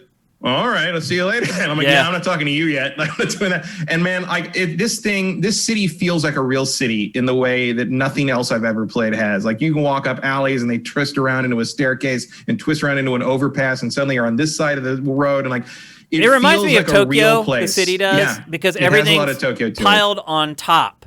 It's not that big. Like you look at the map isn't that big. The actual territory isn't that big. Not true. The map is 12 times as big as The Witcher 3. It is. Yeah. Wow. It's huge. That's surprising to me. The whole map with the Outlands included is something like 5 times GTA 5. I have not gone out to the Outlands all that much. I have, however, tried to leave the city. And there's invisible walls there. They won't let you leave. There are barricades in places. Yeah. That stuff doesn't open up until I've tried to go to the ends of the city, and I guess what I would say more accurately is Night City is not that big. Night City is huge, actually. Like, Really? Because that's the thing. I can drive from one end to the other in like 2 minutes. You can't. You know, you're only in one district. What I'm saying is, because that's what I'm saying is like Act 1 is limited to basically that one Watson area. Yeah. Because as you finish the opening tutorial stuff, you get the warning that they're closing off the area. You have to get in before they close things off. That close off doesn't stop until Act 2. Yeah, So I mean, I get that Act there's 2, stuff you can go outside the around. city, but like if you drive to the edge of the city, you can see it's just desert. Like there's nothing there. The city stops. So Yeah, well, the city is about, I think, half the map. And then the Outland is like surrounding around in like a big. I mean, there's not a lot of stuff as far as I can tell to do in Outland. Badlands, is it what do they call it? I don't remember what the name of it is. Yeah. I mean, you drive through it in the Nomad Origin. It's basically farms. You know, it's there's not a lot farms there. and It's just ruins. desert with cacti and there's some like one area of it is like more farm stuff that like is more green and more functional. Some of it's just like Mad Max desert stuff. Like it depends where you are. So there is differences.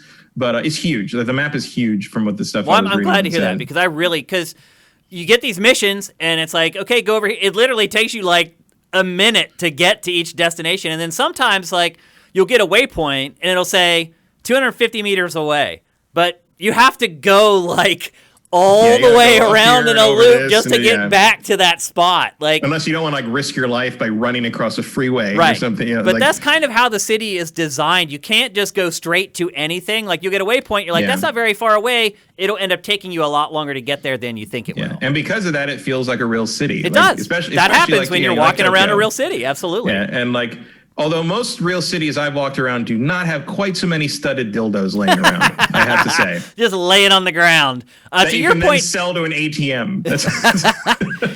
now you said that you think it's what was your word? The best or the most realistic city in a game?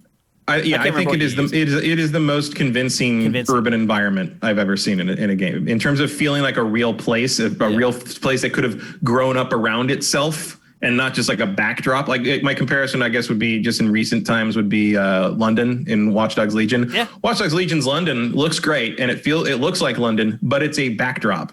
Yeah. It is not a place I would wander around and poke around in very much. It's a place where the other interesting stuff happens. To me, even still probably 20 hours into this game, I will still just walk around this city and see what I see. Because there's just crazy crap going on all over the place. To your point, I would agree for the most part. The little things about it that I think lend to what you were saying is just walking down an alley and just finding some like two people like laying on the concrete talking to each other, and one of them's like on drugs and trying to stand up and like holding onto the wall. Like this crap, I've seen sexual assaults. Like I've seen crazy crap happening in the alleyways, and things like just like walking by like a police scene and like you see them like doing the holographic scene reconstruction of whatever crime happened there. At one point I was walking down and like just the weird people you see, and like here's one thing I really love is how many people move at different speeds. Yeah, they're not all the same. Some people are in a hurry. That's some people are just funny walking. Some people are kind of like walking. And you can see people like kind of holding, like their bionic arm doesn't work right, so they're holding it because it hurts. At one point I saw someone run by me, and they had like deer legs. They had like these cybernetic legs that just ended in like points. Hooves. Like they weren't even like feet. They had no feet. Wow. They just had like kind of like little hoof things at the butt, and they just sort of like bounded past me. Like what the? It felt like if you transported me to that city, I would have had to like stand out there on that sidewalk and go crazy for a while before I adjusted to it. You know, they have fully realized Night City. Yeah, I'll agree. Impressive. It is very convincing. The tone is consistent across the board. Every character you run into fits. Every gadget you see fits. Every vehicle fits. Every building fits. I love that you can watch, like, you walk through places and see the neighborhoods change. Yeah. And like scan people and be like, oh, this is the Russian area, and now I've moved more into a place where like the Chinese immigrants live because the names have changed and the characters are more and the food stalls are Asian food now instead. Like, it's the detail and kind of the it feels like a real place. Like now the one thing I would say is most of it isn't interactive. And there's not a lot to do. That has been my big disappointment with this game's world. This is why when we started when you were like, it's the most well-realized urban environment. That's why I was asking for the exact word that you used, because it's not the most interactive urban environment that we've ever seen in a game. There's not a lot of like little like mini games and fun stuff to do like you get in like the Yakuza games. If you try to go into most buildings, you can't go in them. They're just fake doors. It looks very busy and bustling, and it is, but it's all on the outside of the buildings for the most part.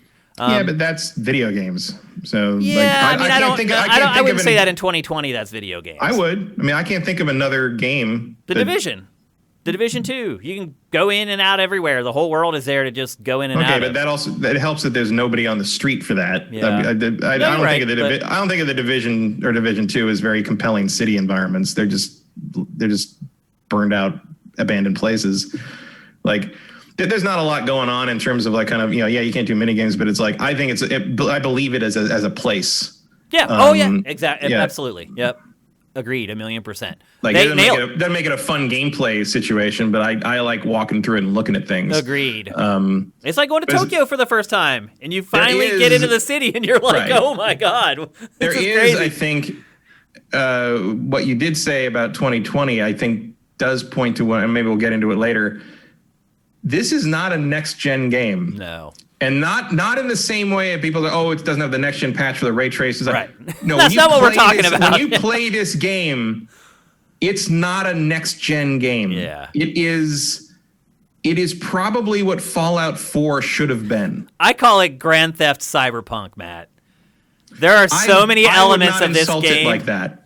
What'd you say? I would not insult it that much. Really? Because I think GTA 5 is a fairly sterile game in terms of being an open world. Well, let me explain my comparison. But the comparison is there. The driving is there. Grand Theft Auto, and I hate it. Like, I get used to it in Grand Theft Auto, but this game, for whatever reason, decided to take the same model, so it takes a while to learn how to like break around turns and stuff like that. But what bothers me the most is when you get in a car, it does that goofy camera angle where it shows the front of the car first, so you take off, and then the camera's slowly swinging. Like, I hate that. I have no idea why Grand Theft Auto does it. I have no idea why they copied it here. It drives me bonkers.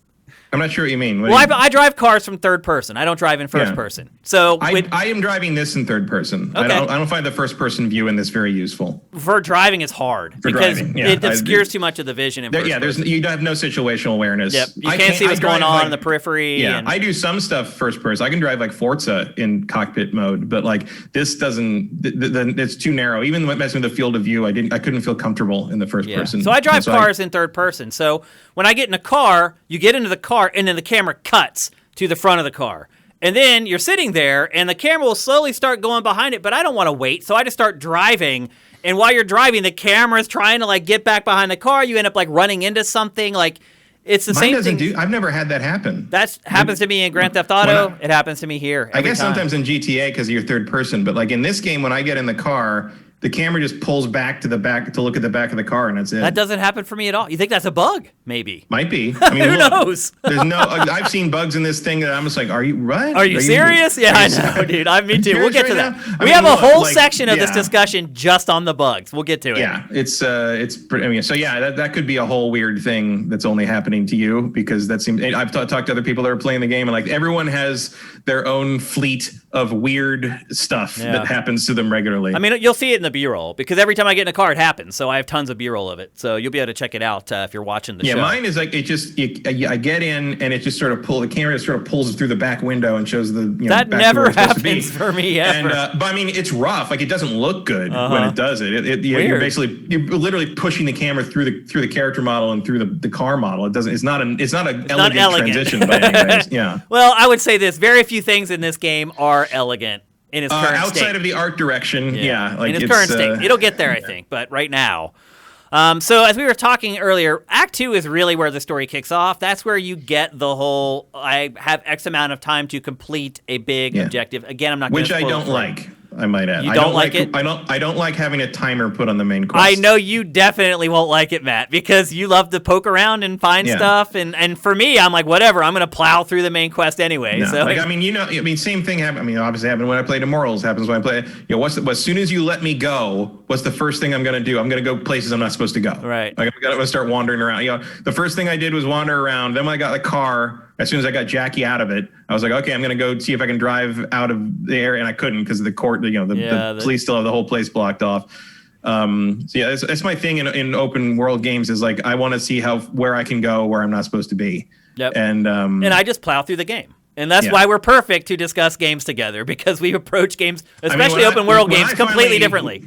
When I finally jumped in and like did the story stuff to finish Act 1, like Watson was empty of side content, more or less. Like I'd done everything that I get, because some stuff's too high level for me. Some stuff was still marked as like danger level very high, and I didn't mess with that, because if you're out of your level element in this game, you will get two-shotted basically. Yep.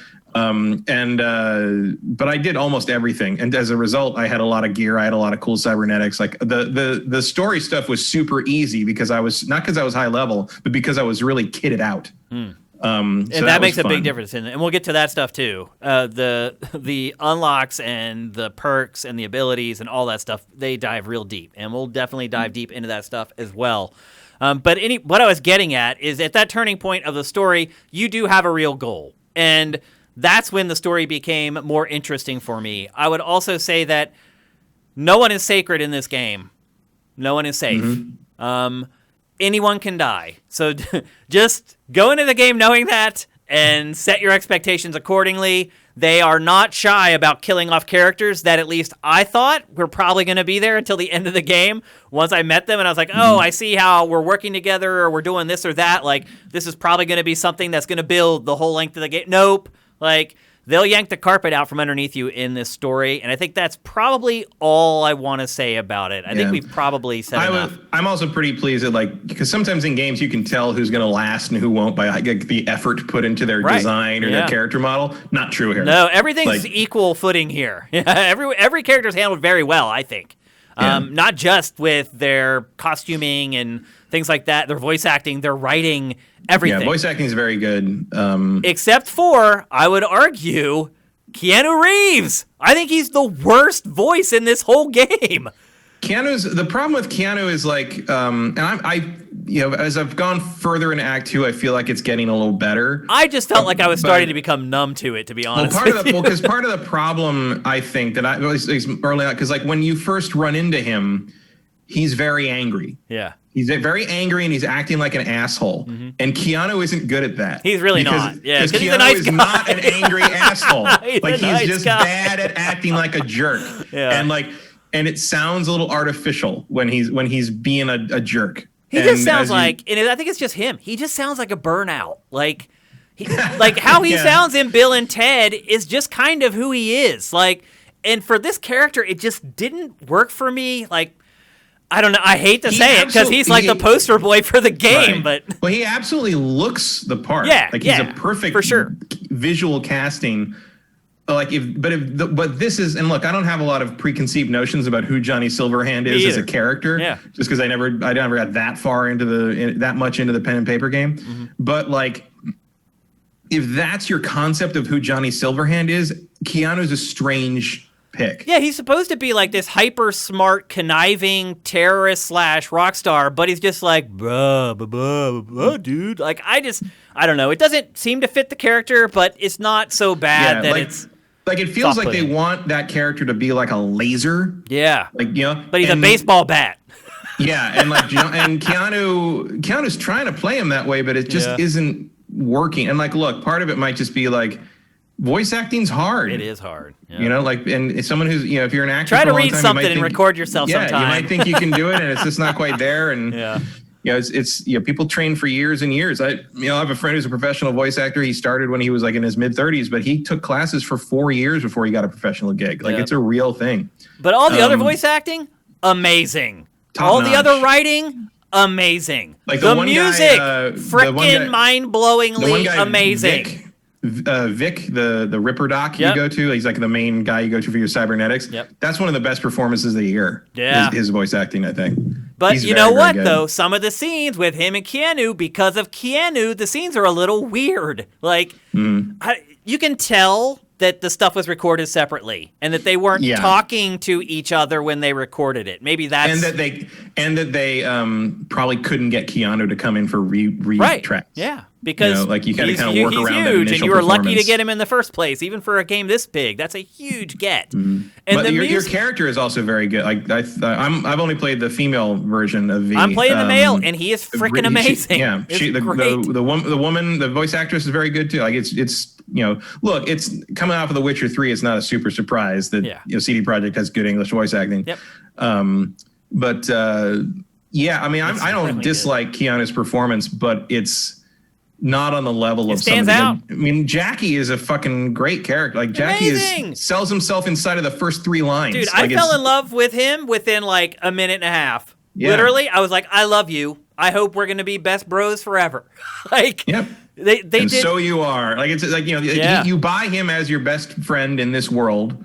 And like immediately, and as a valuable person, because life and humanity is kind of cheap in this cyberpunk world, and the idea that you have this genuine best friend is great. Like, and it works. Like that whole situation, all of Act 1 rides on the relationship between V and Jackie, and the actor playing Jackie makes it happen. Yeah. It's really well done. And he's also kind of a softer character amid this very hard world. Yeah.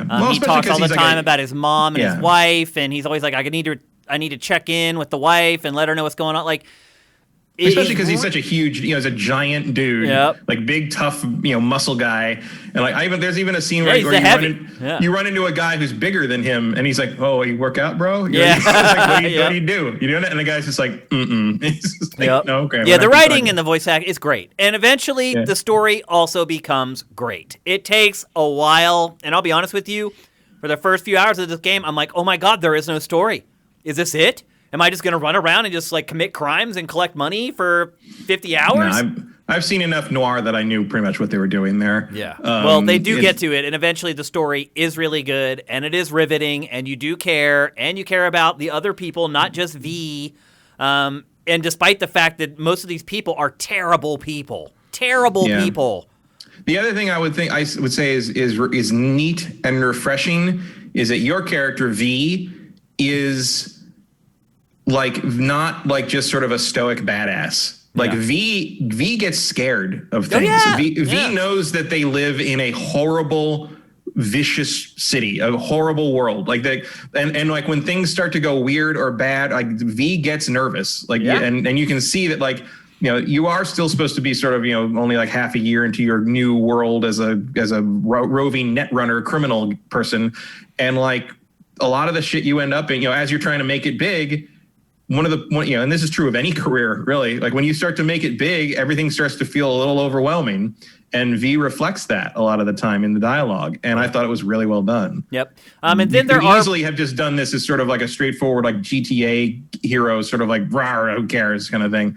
Or even worse, as a silent protagonist, but they did not do that. And V works as a person, I think. Well, no, another thing that reminds me of GTA is how you get your missions. Because it's like you just go someplace, you watch a little cutscene with a dialogue, then you go off and get your mission. There's a lot of stuff in this that made me think that CD Projekt Red took a good bit of inspiration from GTA for this game, whereas in the past, they kind of just did their own thing and was like, let other people copy us.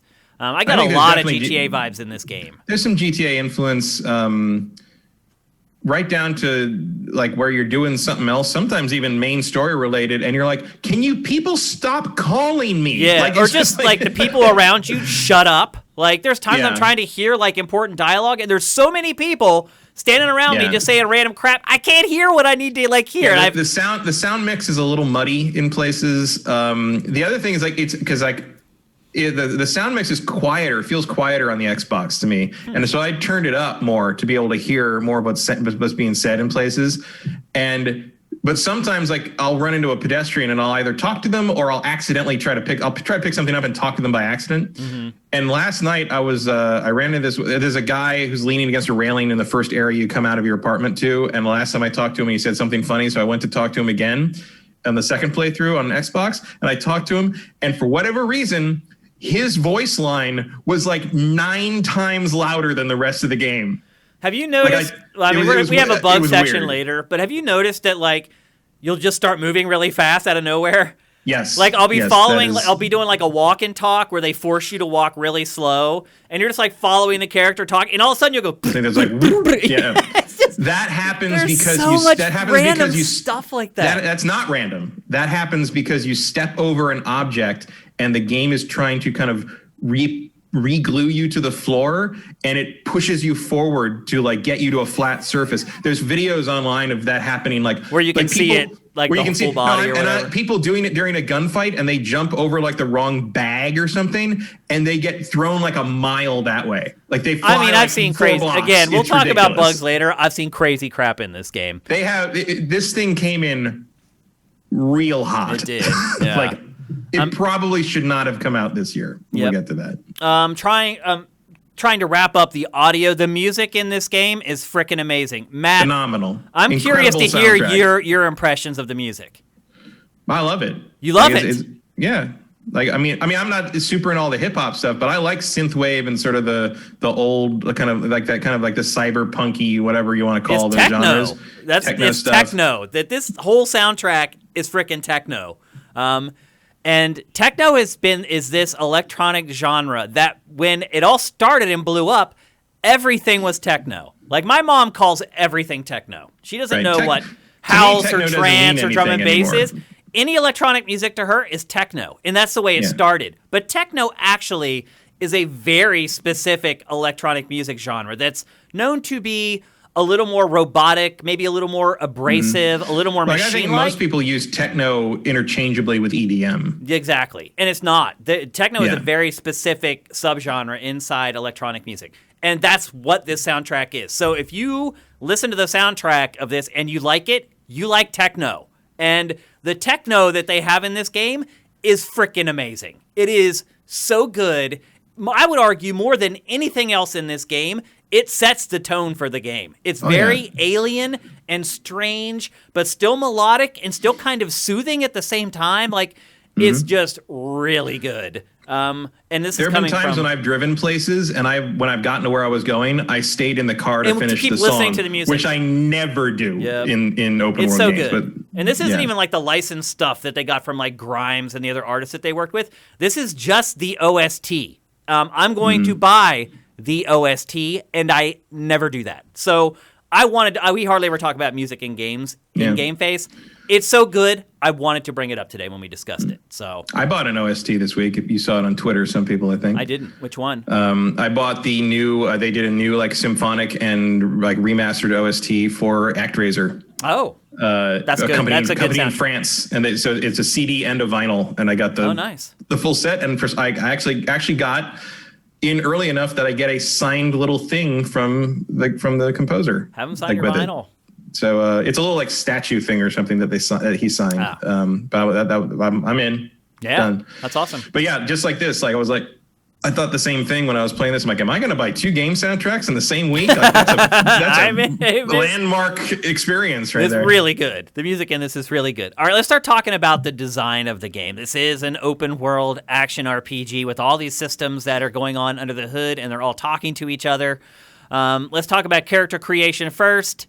Pretty limited, I would say, Matt. Yeah, shocking. I actually ended up with women's fingernails because, like, the art that they use to show you the different, you can't tell. So after I created my character, I see the hands, and he's got fingernails that are like this long, and I'm like, really? And there's no way to go back. There's no way to go back and change the character once you create him. So make sure you've sealed the deal the way you want to before you start the game with that created character. I was a little surprised that in a game where you can install new skeletons, you can't change your hairstyle. Like, that's a little weird. Or your nails. Right? So it's just every time I see my hands, it's just bizarre. I look like Dracula or something. But the character creation is very limited. I was shocked by how limited it was. You have a lot of options in certain parts, body parts, but like I was shocked there's no sliders. Yep. Like to fine tune anything. Like that seems just like options. Basic. And for most things, like there's like 12 noses, and there are like 10 ears, and there are like 15 eyes to choose from. There are options, but not a ton. And two penises, which I have never had to do in a game before. I almost completely skipped over that. Yes, so you set the anatomy of your character, male or female, and if you choose a male, you can either look like Ken, or you can have... Are there 3 penis sizes or 2? There's 2. There's 3 penis sizes and 2 penises. You can have circumcised or uncircumcised. Right. And you got big, default, or large, or big, default, or small. Yeah. And the trick is if you pick big, sometimes it will clip through your pants. And your wang is just showing in the cutscenes. Yeah. That I chose just the normal size or whatever. And nothing like that has happened with that, but I have noticed that like my wang disappears. So I'm playing as women, and women with vaginas. You only get one vagina option. You get several pubic hair choices. One of mine characters is green, one of them is pink. Yeah. And not that it matters. But like so one of the things on that is every time I change clothes in the menu, it flashes. My character flashes me before she gets the new clothing on, so that's great. And periodically in cutscenes, on the Xbox, her pants will disappear. She's just, and the vagina's there. Just has no pants on at all, completely naked from the waist down. And then when the cutscene ends, she has her pants back.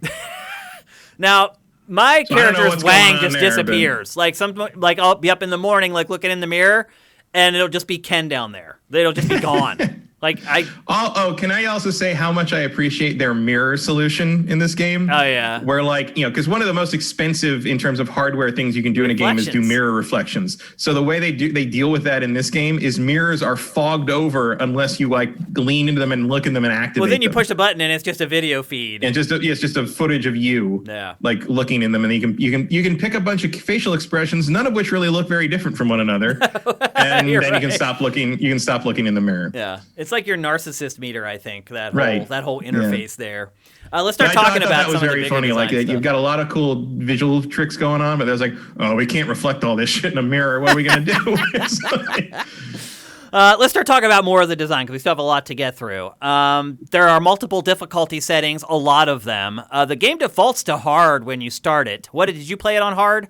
I'm on normal. Yeah, I took it down a notch to normal, which is weird. I usually leave it on the default. I do kind of regret it. I don't think it's default, because when I think it's wherever the cursor is.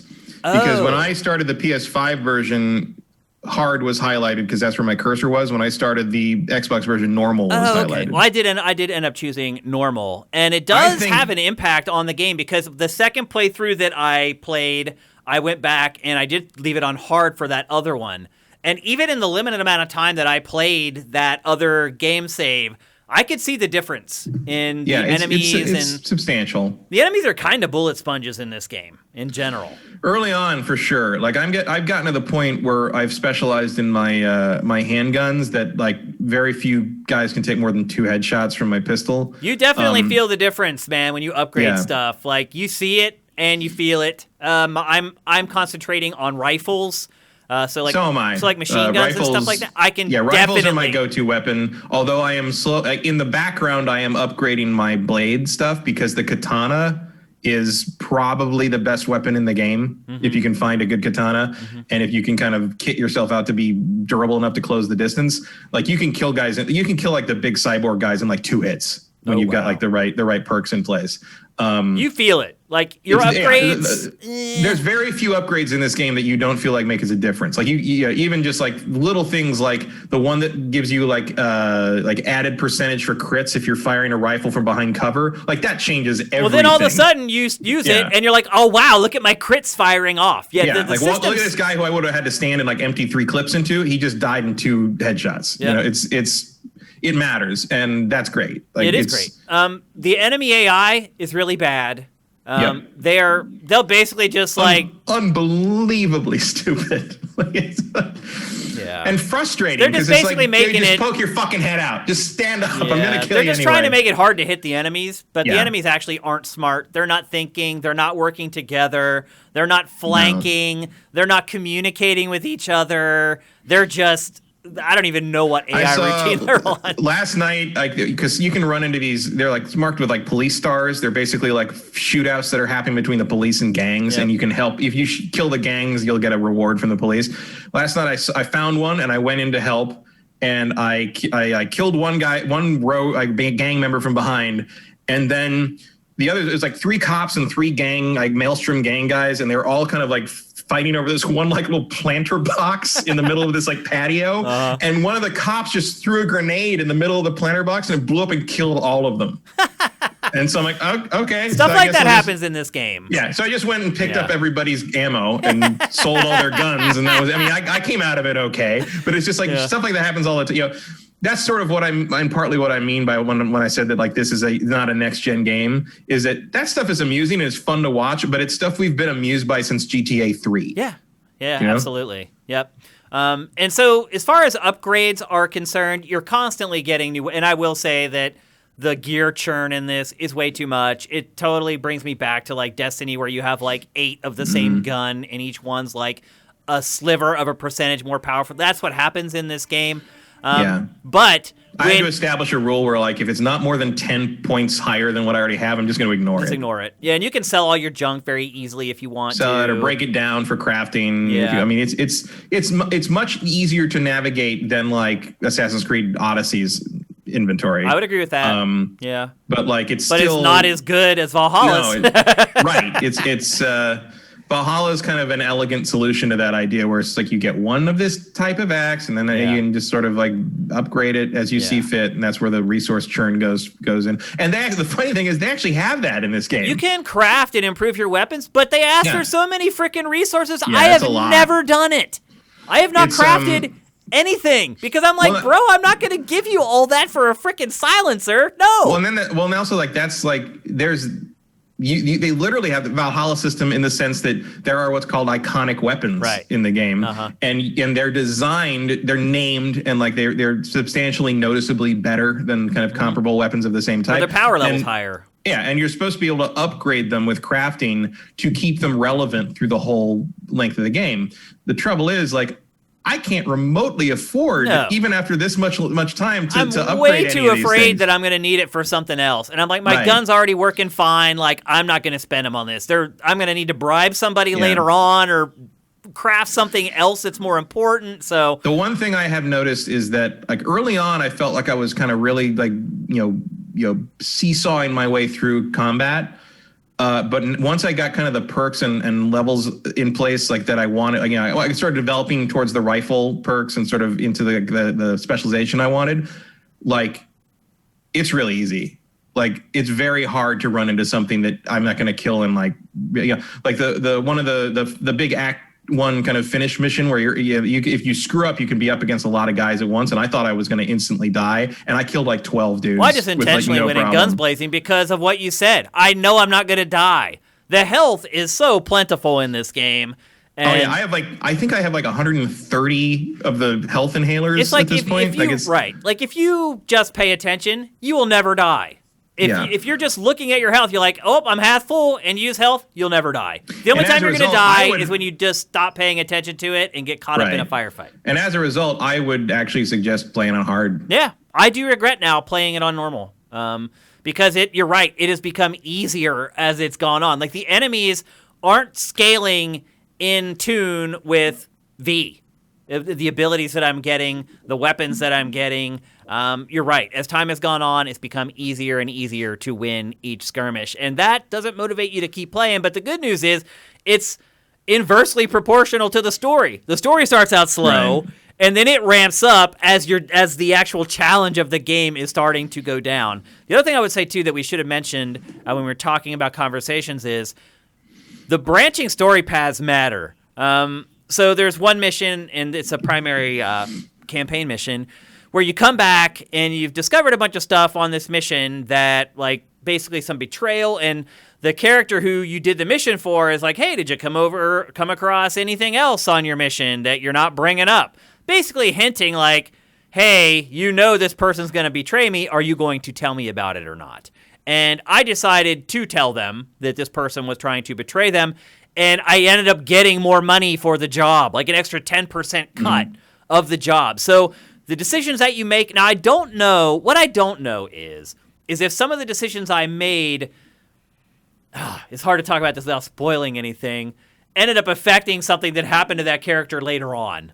I'm not sure if that's the case or not. I have not played enough to know how big the ramifications are of the decisions you make in the dialogue trees, but I do know specifically that I got extra rewards because of choices that I had made in the dialogue trees. So there is at least some impact on the game, what you say in your conversations. And we already talked about, the systems are working well. They worked well together. There's basically two main things that you upgrade: your abilities and your perks. Your abilities are the big categories, and then within each one of those are separate things that you can upgrade, and those are your perks, and you get separate points for that.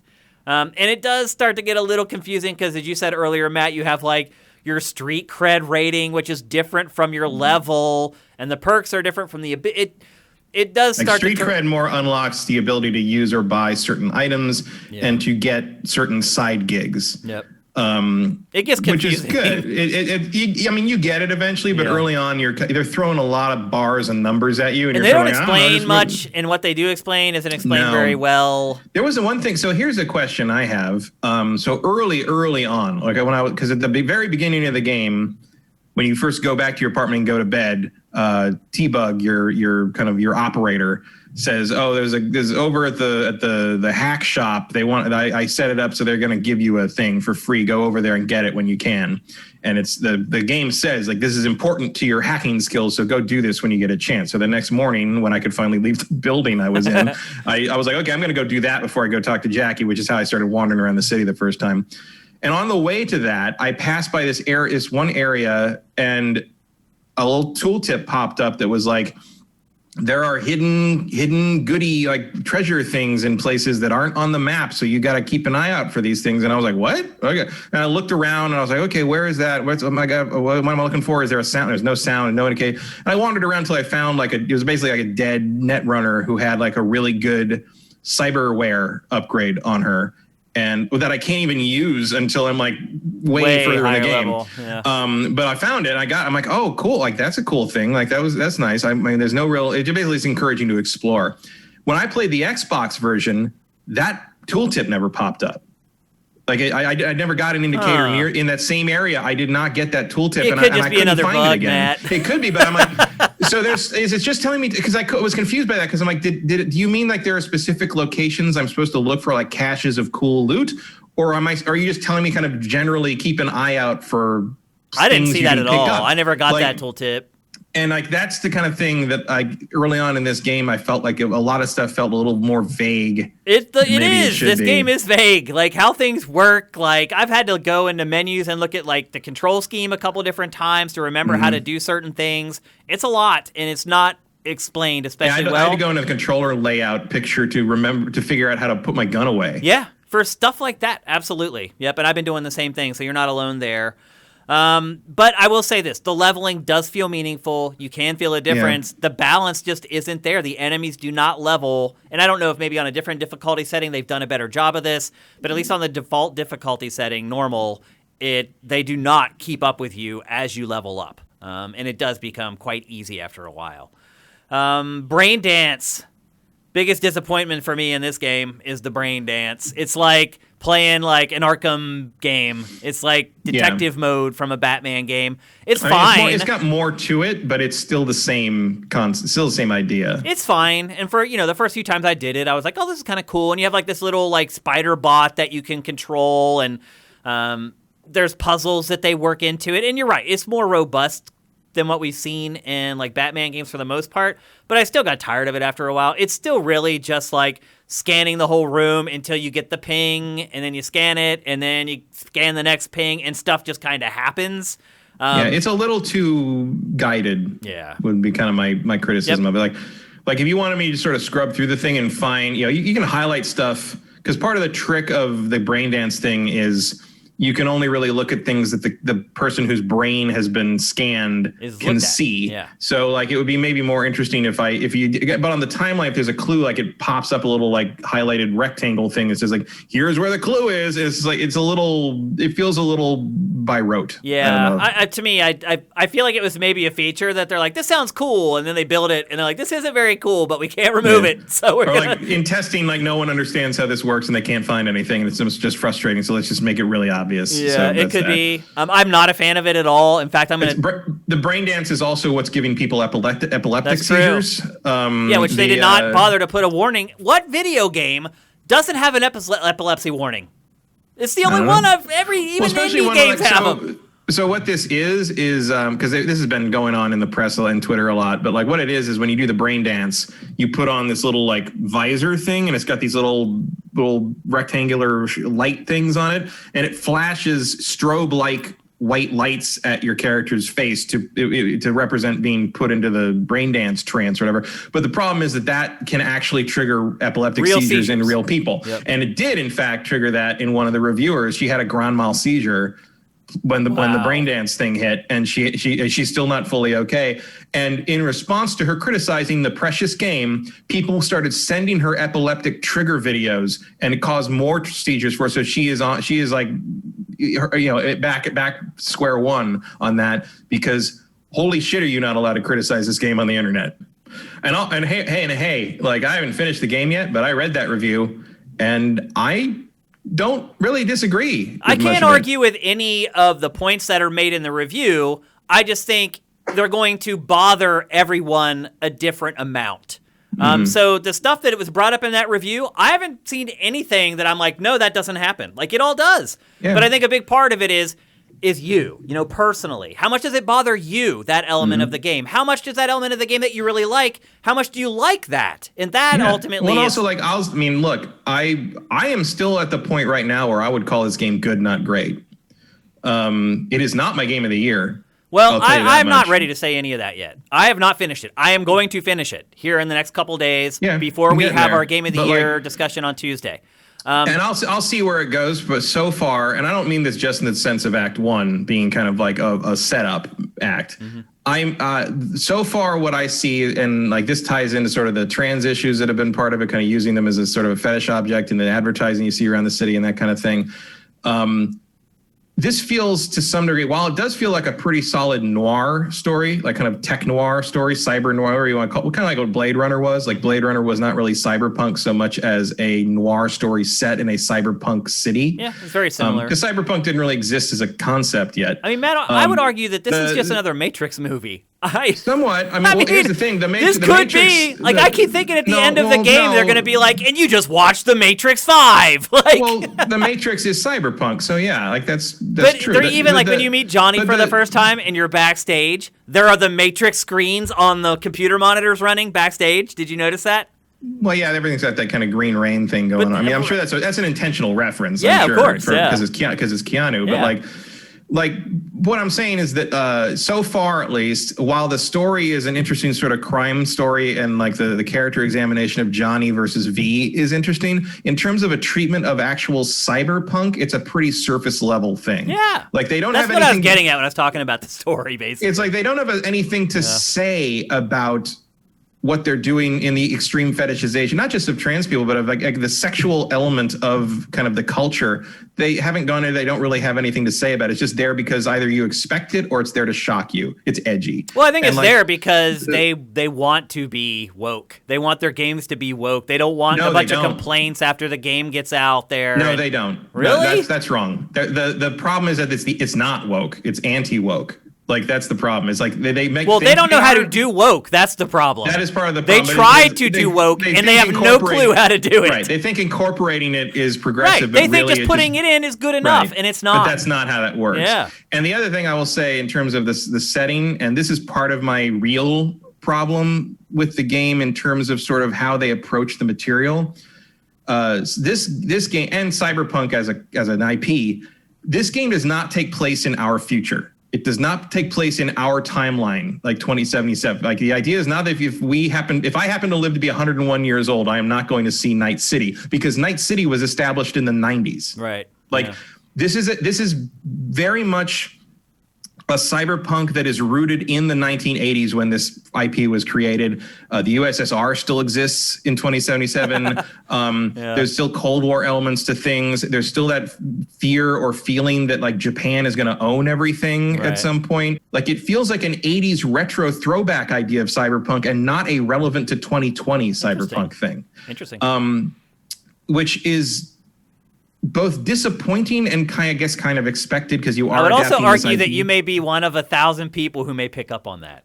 That's true, but like I'm still sort of kind of holding that line where I'm like, this may be, and maybe that's one of the reasons they called it just in part because it's IP.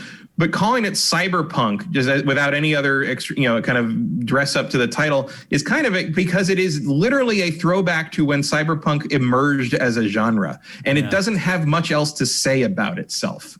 The city is a character. Yeah.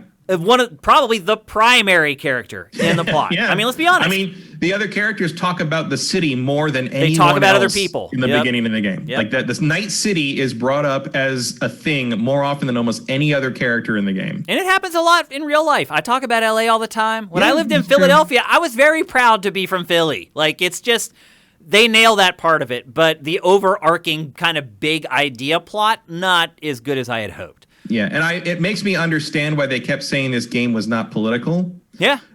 Because it is, I mean, obviously there are politics in anything that are going to deal with corporations and sort of the megacorps treating human life as disposable and money. Obviously, that's all there. Or the advertising and how it treats human sexuality as sort of a cheap leverage thing rather than something to be actually treated with respect.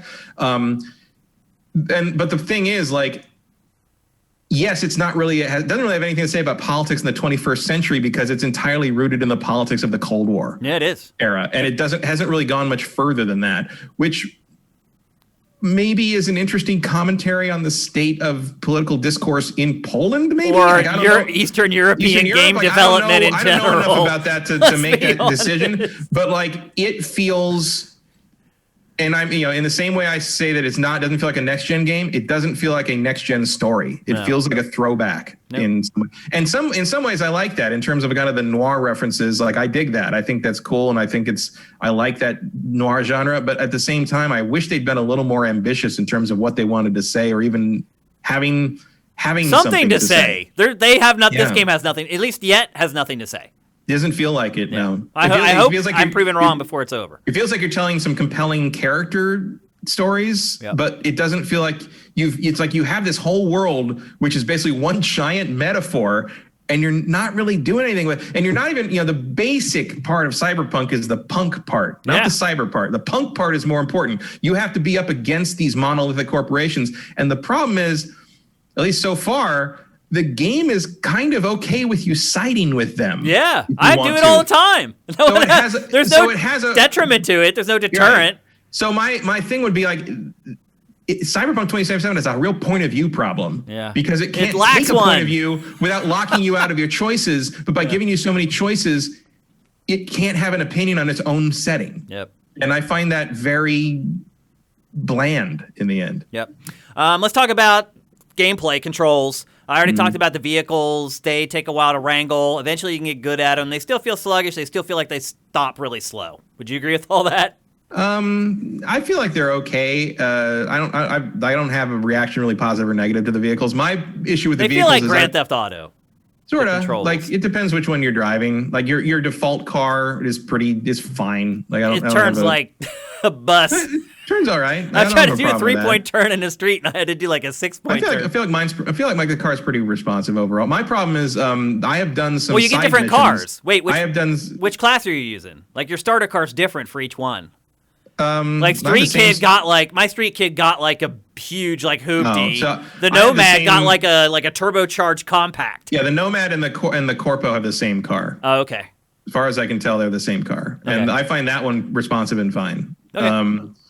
My issue is it hasn't happened in the main story, but there's been a couple side missions where I had to drive someone somewhere or go play, and they do this thing where they have like planned kind of scripted events happen to sort of slow you down or like add to the story of what happens, and the game tries to sort of automatically stop you or kind of like it sort of takes over the driving a little bit to try to make you like not ram into the truck that's scripted to go in front of you or like that. And it doesn't really work every time. And it doesn't, you don't know it's happening. It's a little subtle. So sometimes you're like, why isn't the fucking car working? And it's a very mushy solution to things. The gunplay in this game, I'll just say it, is terrible. It's terrible.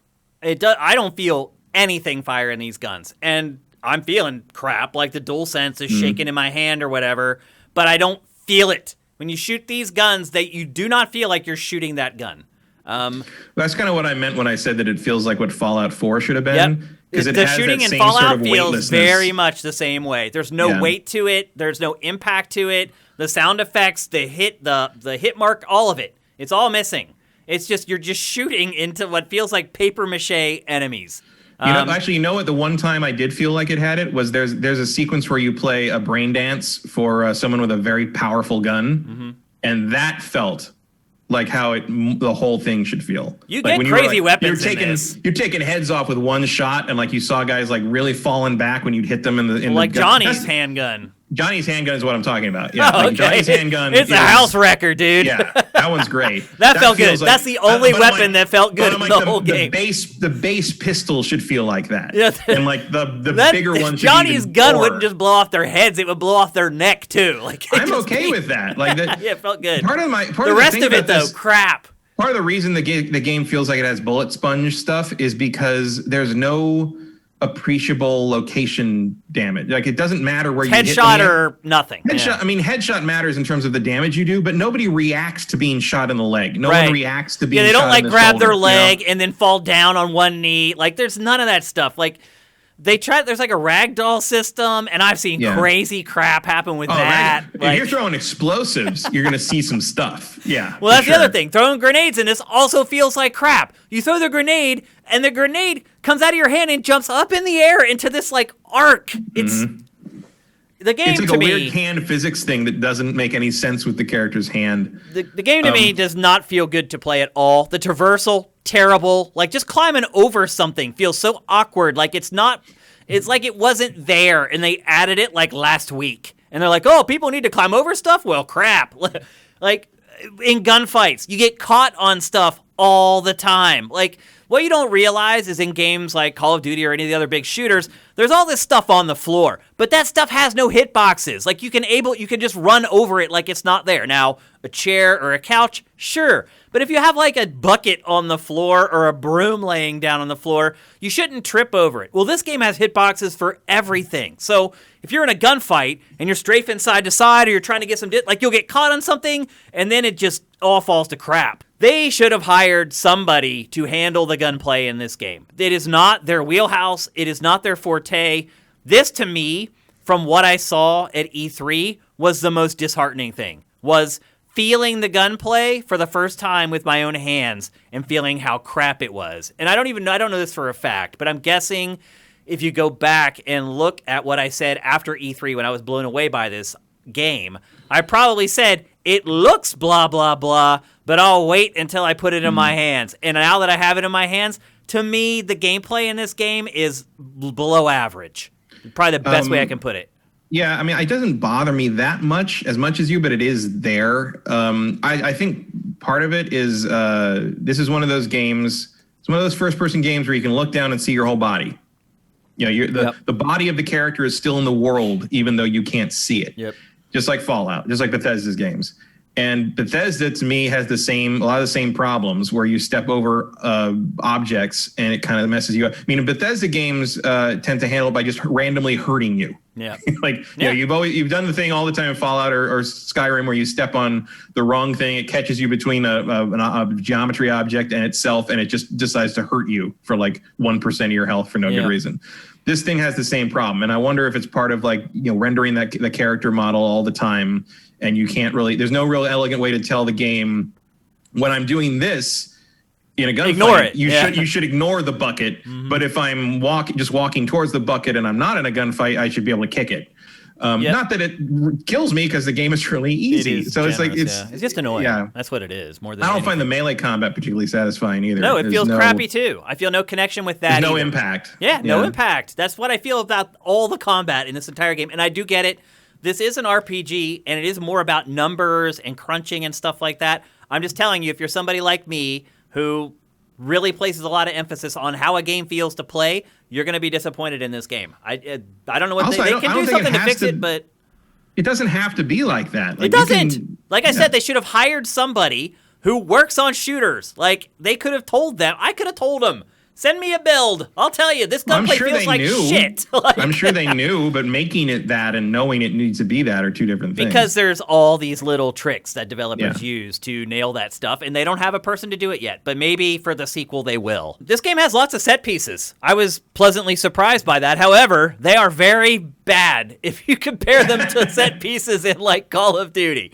Like, there's crazy car chases, and, like, there's one thing where, like, a robot is stuck to the hood of the car and you're trying to shoot it off of the hood. And it's fun, but it's all just very janky, and they like it doesn't have like the polish that you would get in like a Sony first party game or a Call of Duty game. It's particularly in the shooting in the car chase stuff. Yeah. I never feel like it's hitting what I'm aiming at. I don't know if it does. I think once like enough bullets enter that hitbox, the vehicle just explodes. I honestly think that's what happens. When I'm usually trying to headshot guys, and it feels like I'm like I got the reticle on their head. I'm like I don't know. Man. I think you can shoot the radiator of the car and be just as successful. Because that's what I started doing. I just started shooting the front of the car, and I was blowing up the car just as quick. I do that sometimes, and they just sit there. They catch on fire, but they wouldn't blow up, and it just feels like it feels like there's a lot of hit scan tomfoolery happening here. I agree. I think there's a lot of tomfoolery going on with this game in general. Like, I can see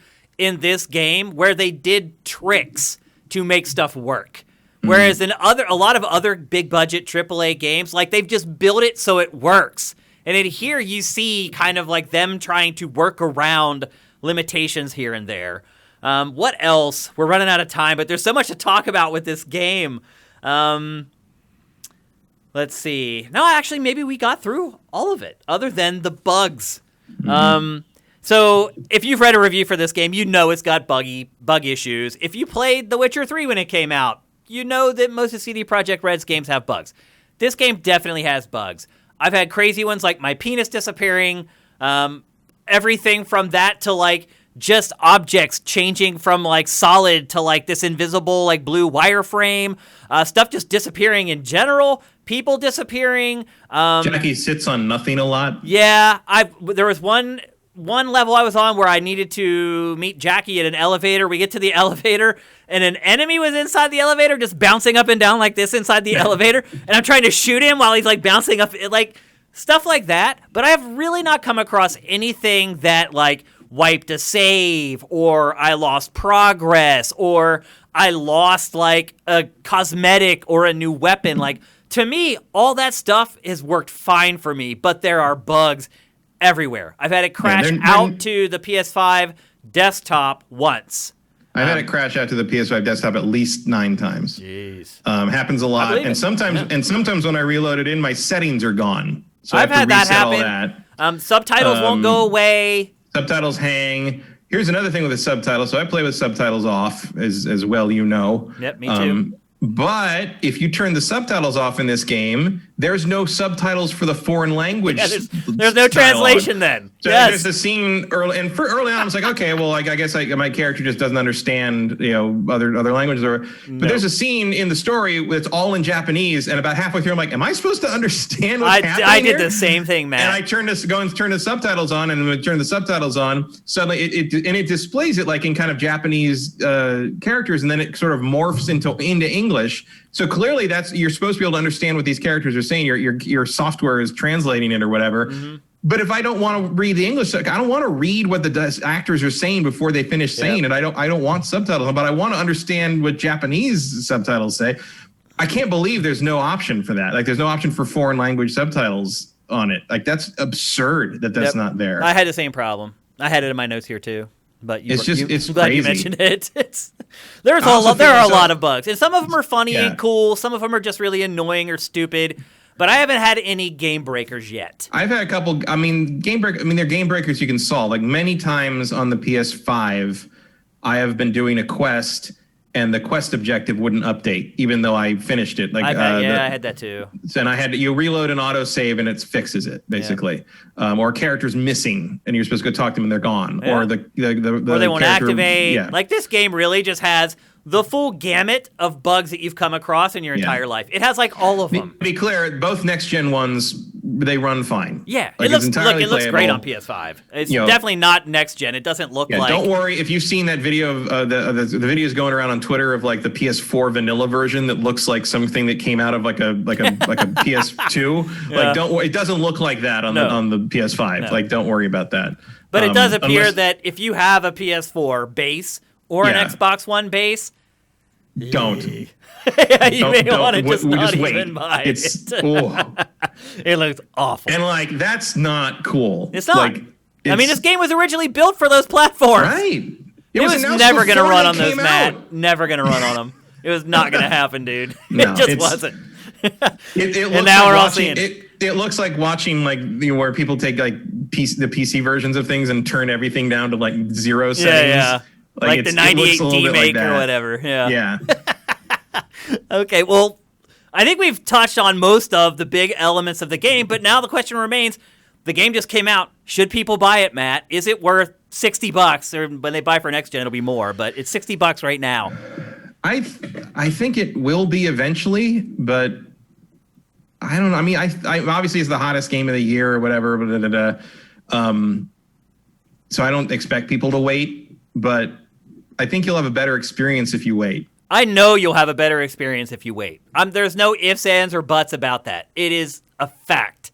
But I would still say go buy this game. Because, Matt, there's nothing else like it, man. There just isn't. Like, despite all the things that we've talked about, the issues that we've had and the bugs, there's no other open world game like this one. Like, the minute I stepped onto the street, like I said earlier, I knew it was going to be different than any other game. Just seeing everything that was just happening and seeing people turning corners and going down alleyways and just the activity of the city, the setting, hearing the people talk for that first everything about it. I was like, oh, this isn't another Assassin's Creed. This isn't another GTA or another GTA clone. This isn't another It is its own thing. And there are so few of those now. I wholeheartedly recommend buying it at $60. I would say more if you have one of the new systems. And more so if you have, definitely. If you have a PS5 or Xbox Series X, no brainer, go buy it. It is a PS4 Pro, buy it. Xbox One X, buy it. Base Xbox One, base PS4, watch some footage on YouTube before you take the plunge. That's exactly what I would suggest. But otherwise, like, it doesn't live up to the hype. I think that's what everyone's question is. If you're asking me, Shane, have you enjoyed playing Cyberpunk as much as you thought you would when you saw that E3 demo way back when? No, definitely not. It is not up to the quality standard that I thought it would be based on that demo. A lot of the one thing I would say is that a lot of the stuff that was in that demo that really impressed me, you get right away. And so when I saw that demo, you're seeing a vertical slice. You don't assume that's it. You assume, I'm just seeing a little slice of this, and this is just the tip of the iceberg. And where there's going to be all this other stuff in addition to it. And really, there wasn't. Like, all the stuff that was in that first demo that rocked my world, like being able to bounce bullets off of objects, you get all that, like, immediately. And you fiddle around with it for a while, and it is cool, and it is really fun.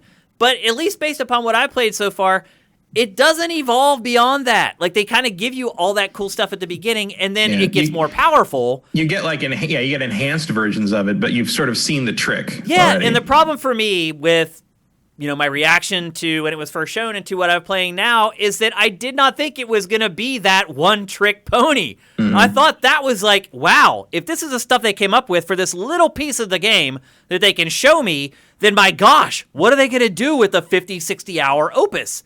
And that was sort of the perspective I was coming from. So yes, I am ultimately disappointed in this game from what I saw when I first saw it. I would say I like it, I don't love it. which is a disappointment. I do think I do love it. I'm not done with it, obviously, but part of it is I have played it a little more, I think, and I've played a lot more of the open world stuff. I've wandered around and done it. Yep. The open world, the non-story stuff, the open world side gigs, the random the crimes you can break up, the police stuff, that kind of thing. They're all the same. Yeah. Like, you just go in and you kill a bunch of guys and you loot everything and you loot the main container and you get XP for it and it's over. Like there is no variation to any of it. And maybe that changes moving forward, but even the scripted stuff where the fixers are calling you and telling you what you need to do, like there's like one where I got where they're like, hey, we would really like, this is something I have a question about. I don't know. The kill, when you grab guys, you have like the option of like kill them or take them down non-lethally. Yep. And like I had a mission where basically I was rescuing. They get back up. If that's what you're getting to? No, no.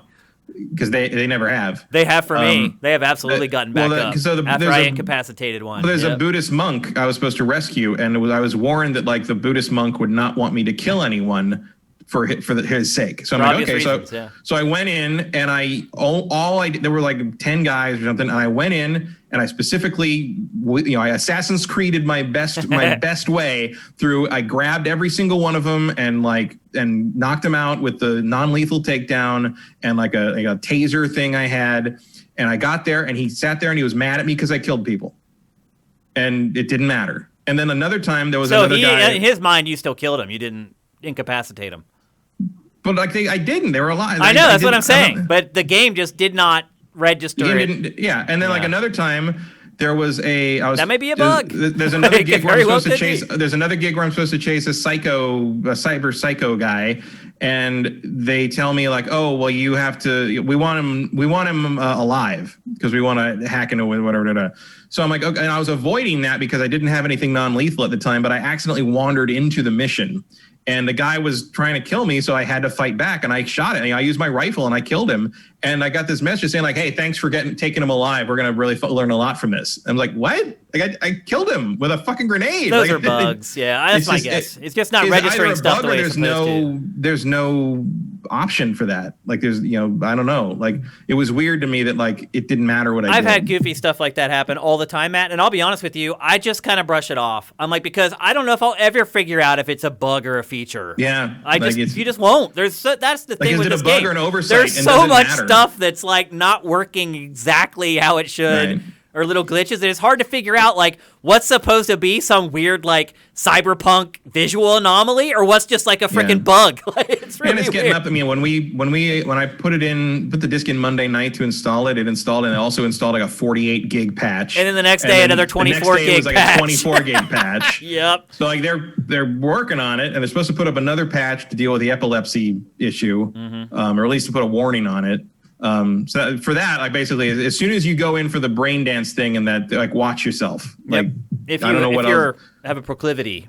Or if you don't, look, like I always worry about it because like sometimes you don't know until it happens. That's true. It's absolutely until true. you get exposed to the right flashing light or the whatever. Right pattern, like, or the it's wrong. never happened to me, but who knows? Yeah, you don't know for sure. So to me, this game is a buy, and it's a buy right now. I have all these games still sitting that I haven't finished. I haven't finished Valhalla. I haven't finished Immortals. I haven't finished Watch Dogs Legion, which is a pretty good analog to this.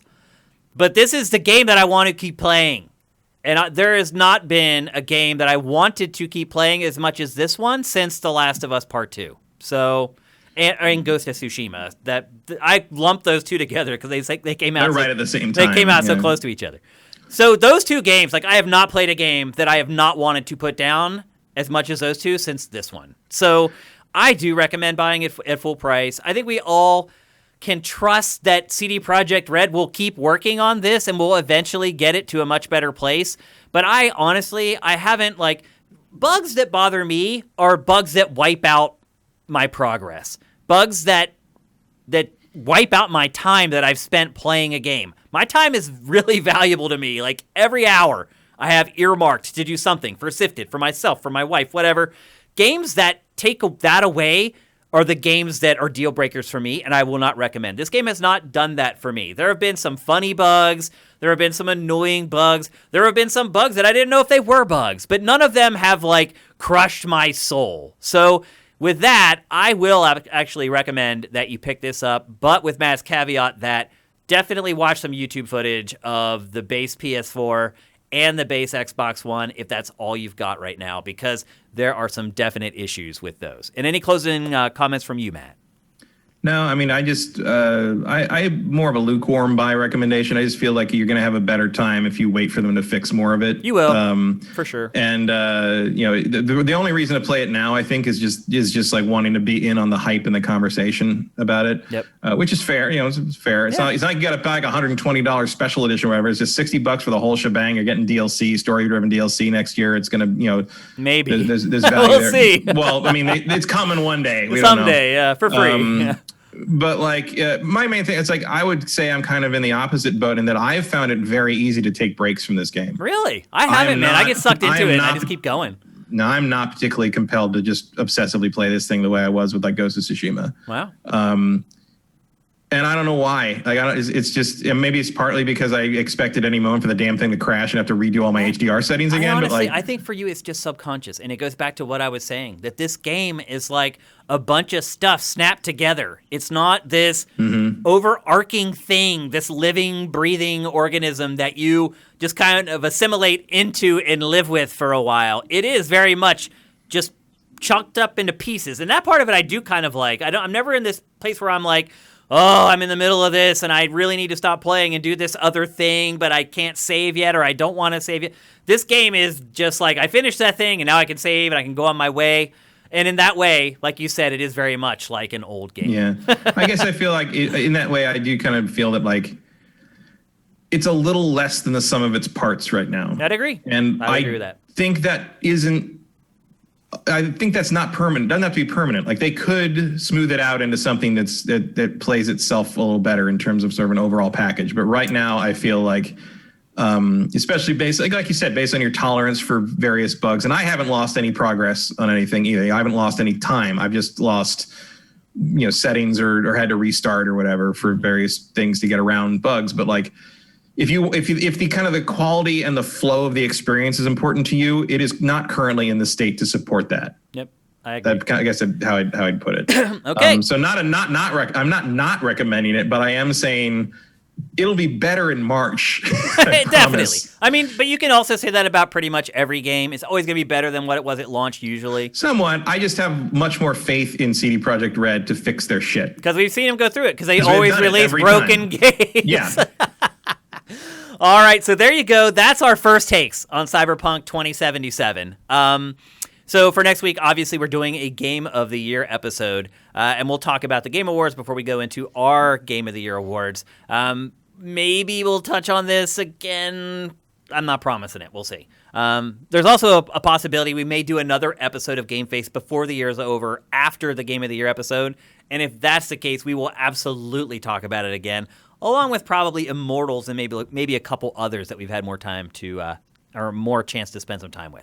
And with that, it's time for Q&A, and I'm going to put on my reading glasses because I didn't print out the Q&A because you guys got them to me a little bit late today. I asked for them late, so it's my fault, not your guys' fault, to be honest with you. But you guys were awesome. You got questions into the official thread in our forums and on Twitter. The first one, let's see here, comes from... Oh, I'm sorry. It just reloaded and took me to the top of the thread. Sorry, guys. Here we go. From Steve D. Oh, no. No, I'm sorry. I've totally botched this whole Q&A. I'm sorry. I literally had this queued up on my phone to the exact point. And when I open my phone back up, all of a sudden it's back to the top of the thread. Okay, I've found it now. I've actually got to it. First one from Best Jeppy from SIFTD. What's your thoughts on CD Projekt Red not making any console review code available?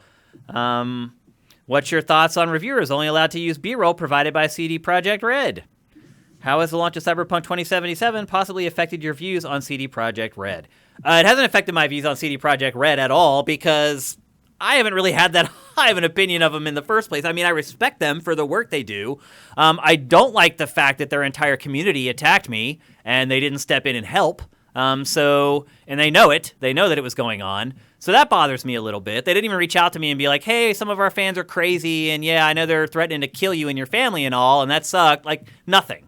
And they knew this was going on. So my impressions of CD Projekt Red, like on the human angle, has not been that high. But I don't care. I don't really care what they do. All I care about is their video games and how good their video games are. We had this discussion a couple weeks ago. This is something that Matt has a different perspective on.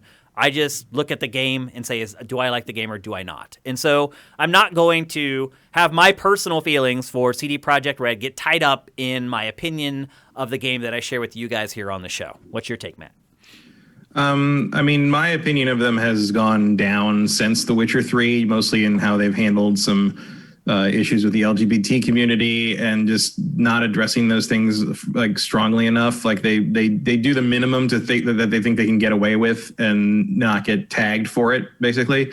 And they're the ultimate representation of that, like that element of things in the actual game is disappointing in the sense that is the kind of the idea of what that would be in 2077, and just kind of the direction things are going. Like maybe it doesn't. Maybe if you're extrapolating from 1988, it doesn't work the same way as it does from extrapolating from our society now. But it just feels like there are no significant trans or gay lesbian characters in the game that I've found so far. It just feels like they just sort of ignored it. Yeah. And used it as sort of they used it as window dressing, and they used the LGBT community as window dressing to some degree in terms of sort of the setting, and didn't address it narratively. And I think that is either lazy or cowardly, one or the other. And maybe there's more stuff later on. I mean, obviously, I haven't played the whole thing, but so far I am unimpressed in that regard. It doesn't change anything about how I feel about playing the game. Like I am, in terms of playing the game and recommending someone play the game, I am much more likely to say, hey, the guns kind of suck over it doesn't deal with trans issues well. Yep. But both of those things are things to discuss and talk about. I am not as irritated with CD Projekt Red over the gunplay as I am over their lack of ability to handle trans issues well. I am much more irritated with the game itself for the gunplay in contrast, because that's what you have to play with, Got it. Yeah. CD Projekt Red, while I had a very high opinion for a long time, like I feel like the shine is off that diamond for me to some degree. And in terms of like what they did with no console code, like look, we played the console versions. We played the PS4 version early here because of where we got getting the PS4 version on Monday. I can see why they didn't send that to the press. Like that was a mess, early day one. So PC's the one they have maybe more control or more polish on the code. Makes sense. Not lying, B-roll is shitty. Dirty. It's dirty. It's shady. Yeah. I mean, they didn't send out code to like hardly anyone because they knew. I know people who didn't get code for this, and I'm like, it blows my mind they didn't get code. Yeah, they try to keep it away from people. Weird. Yep, that's shady and bad. I think you guys knew I was going to say that though. So they knew that this thing was not ready for prime time. Absolutely. Next up from Sorefear. Here's a funny one.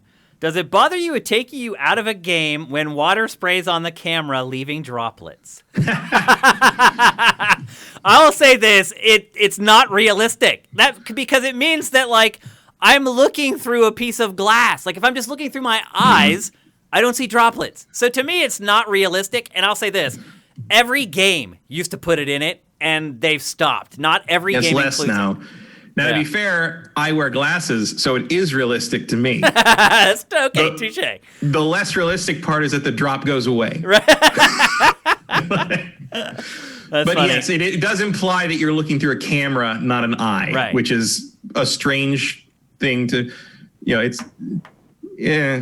It's part of the language of games, I guess. It's a conceit of like that's how you show that it's raining on you. It's so goofy. It just started like in the N64 era, and they're just like, we're just gonna keep doing it. Like, we're also talking about a medium where like if you get shot with enough bullets, you see enough jam in front of you, and that's when you die. That's true. It's a conceit. It's a way to communicate some information, but it is pretty silly. Yep.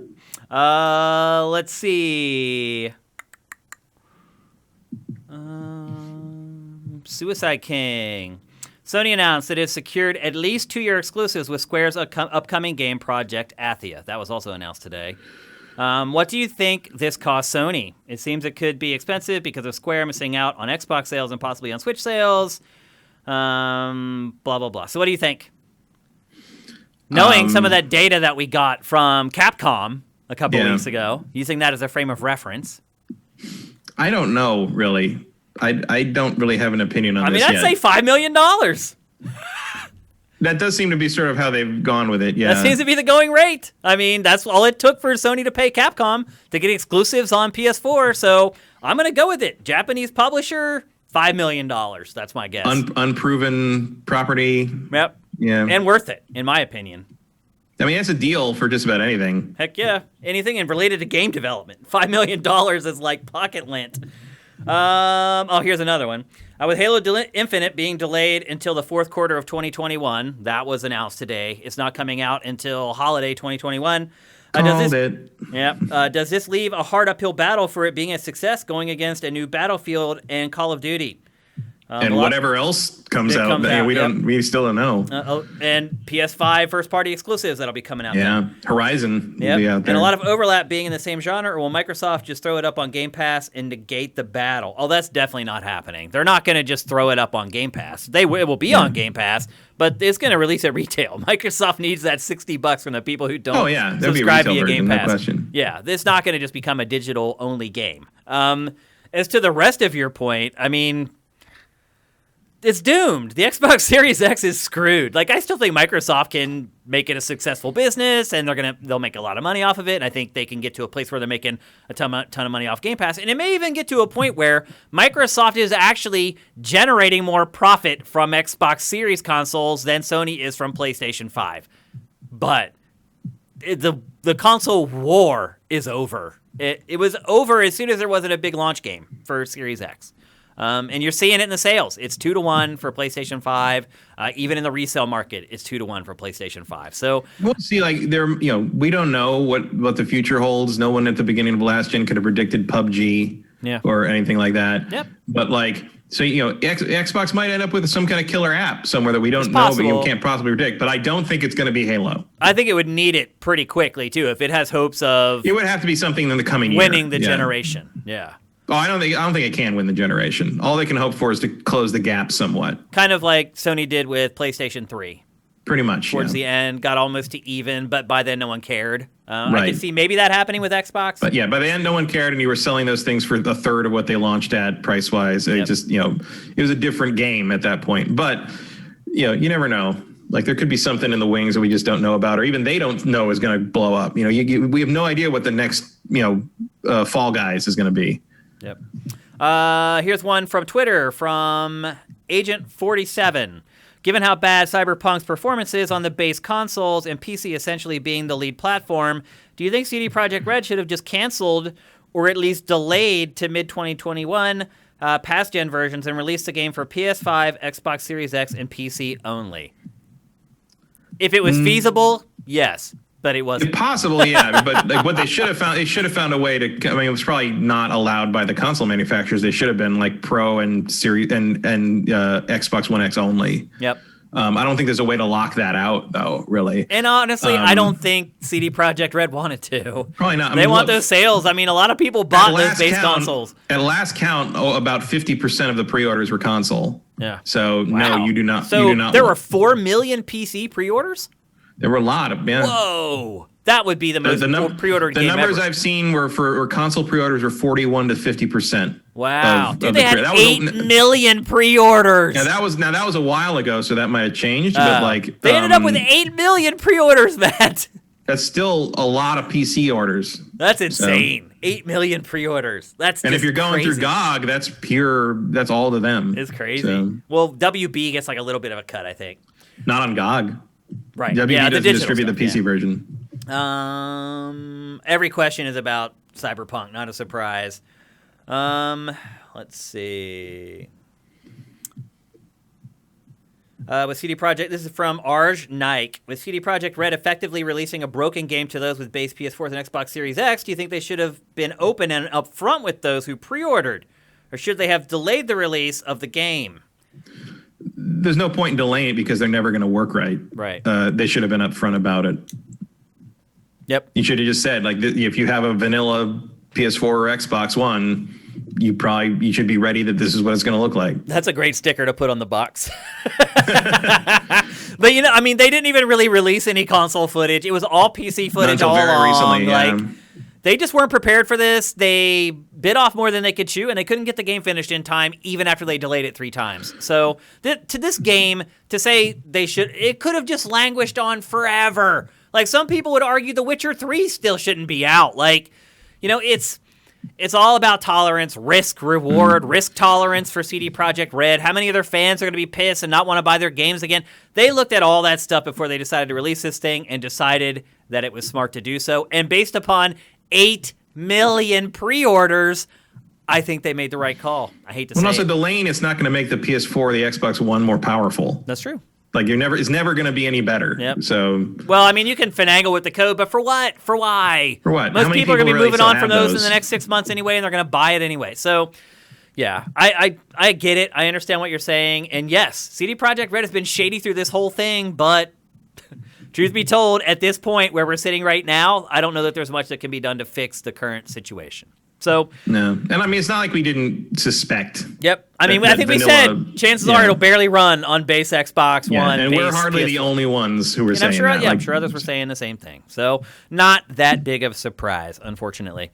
All right, that's it for GameFace episode 240. We will talk about this game again, I am sure, many times over. Obviously, our Game of the Year awards happening next Tuesday at 1 p.m. Pacific, 4 p.m. Eastern. I'm sure we will talk about that game again then, among many, many others. And that show is streaming live, so try to set yourself an appointment for next Tuesday at 1 p.m. Pacific, 4 p.m. Eastern at twitch.tv/SIFTD If you missed the show open or you just skip past it, I did give an update on the t-shirts. I'm not going to go into a full-bore explanation again here. If you want that, go back and watch the open again. The bottom line is the shirts are not shipping for another couple more days. If you're not happy with that, send an email to orders@sifted.net, and we will refund your money immediately, no questions asked.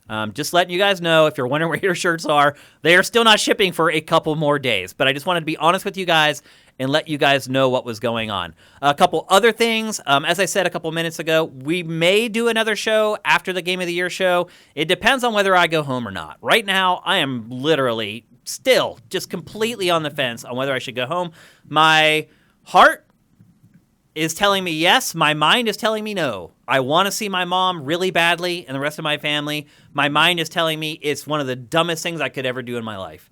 So I'm still struggling through it. I don't know what I'm going to do. I have not seen anyone in my family for a year now. I really need to see them, but I don't know. So just follow me on Twitter @Dinfire. You'll know. But if I do stay here, we will do another episode of GameFace before the end of the year. What else do I got? Man, it's just crazy. The end of the year is wrapping up. I've got some messages from people who are asking me how they can hook us up with Christmas gifts and things like that. Let's see.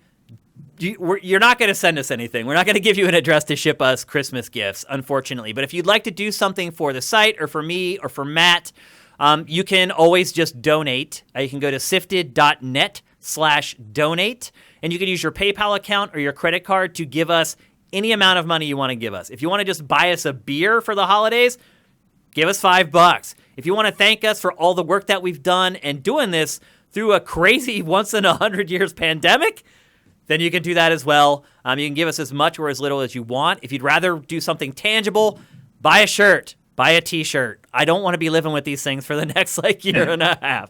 And that's the best way you can do it. So sifted.net/donate. The best part about that too is that Patreon doesn't take a cut. So we actually get more of the money there. So if you're thinking about, hey, maybe I'll pledge a lot for January as a thank you, it's better if you go to sifted.net/donate because Patreon will take a cut of your money if you do it through Patreon. And I'm not breaking any rules by saying this, by the way. I'm not breaking any Patreon law or anything.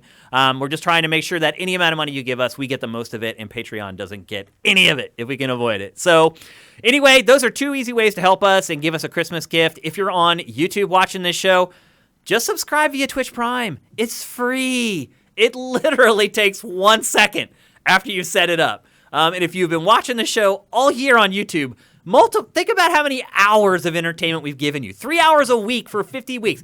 150 hours of entertainment. If you don't think that's worth anything, then that's really sad. But if you do think it's worth something, then at least hook us up with Twitch Prime. I know you guys aren't doing it. I can see the numbers. So it's December. It's Christmas. We've worked really hard for you guys all year, giving you all this free content. Help us out, man. We need it. We're little. Every dollar makes a difference to us. Or you can just go throw another $10 at Kind of Funny that goes into an endless bucket that they won't notice. Your choice. But anyway, we will be back here on Tuesday for our Game of the Year awards.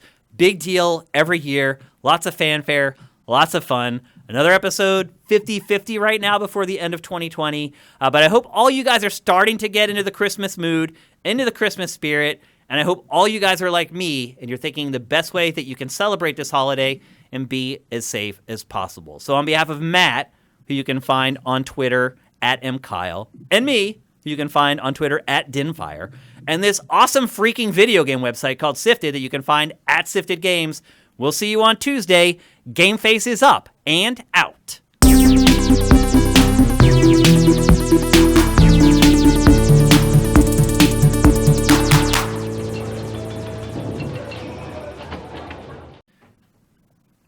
Hold on one second.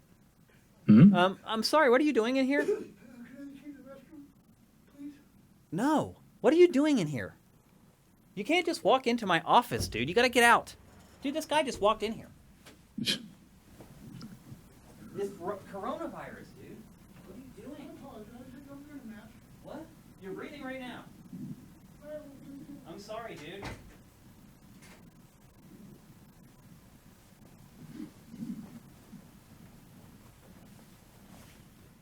Holy crap, dude.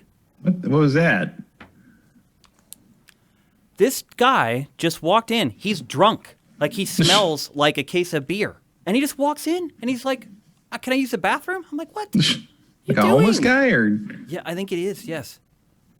That's some scary crap. I don't know how he got in here. How did he get through the gates down there? Gates usually open when I've been there. Holy crap.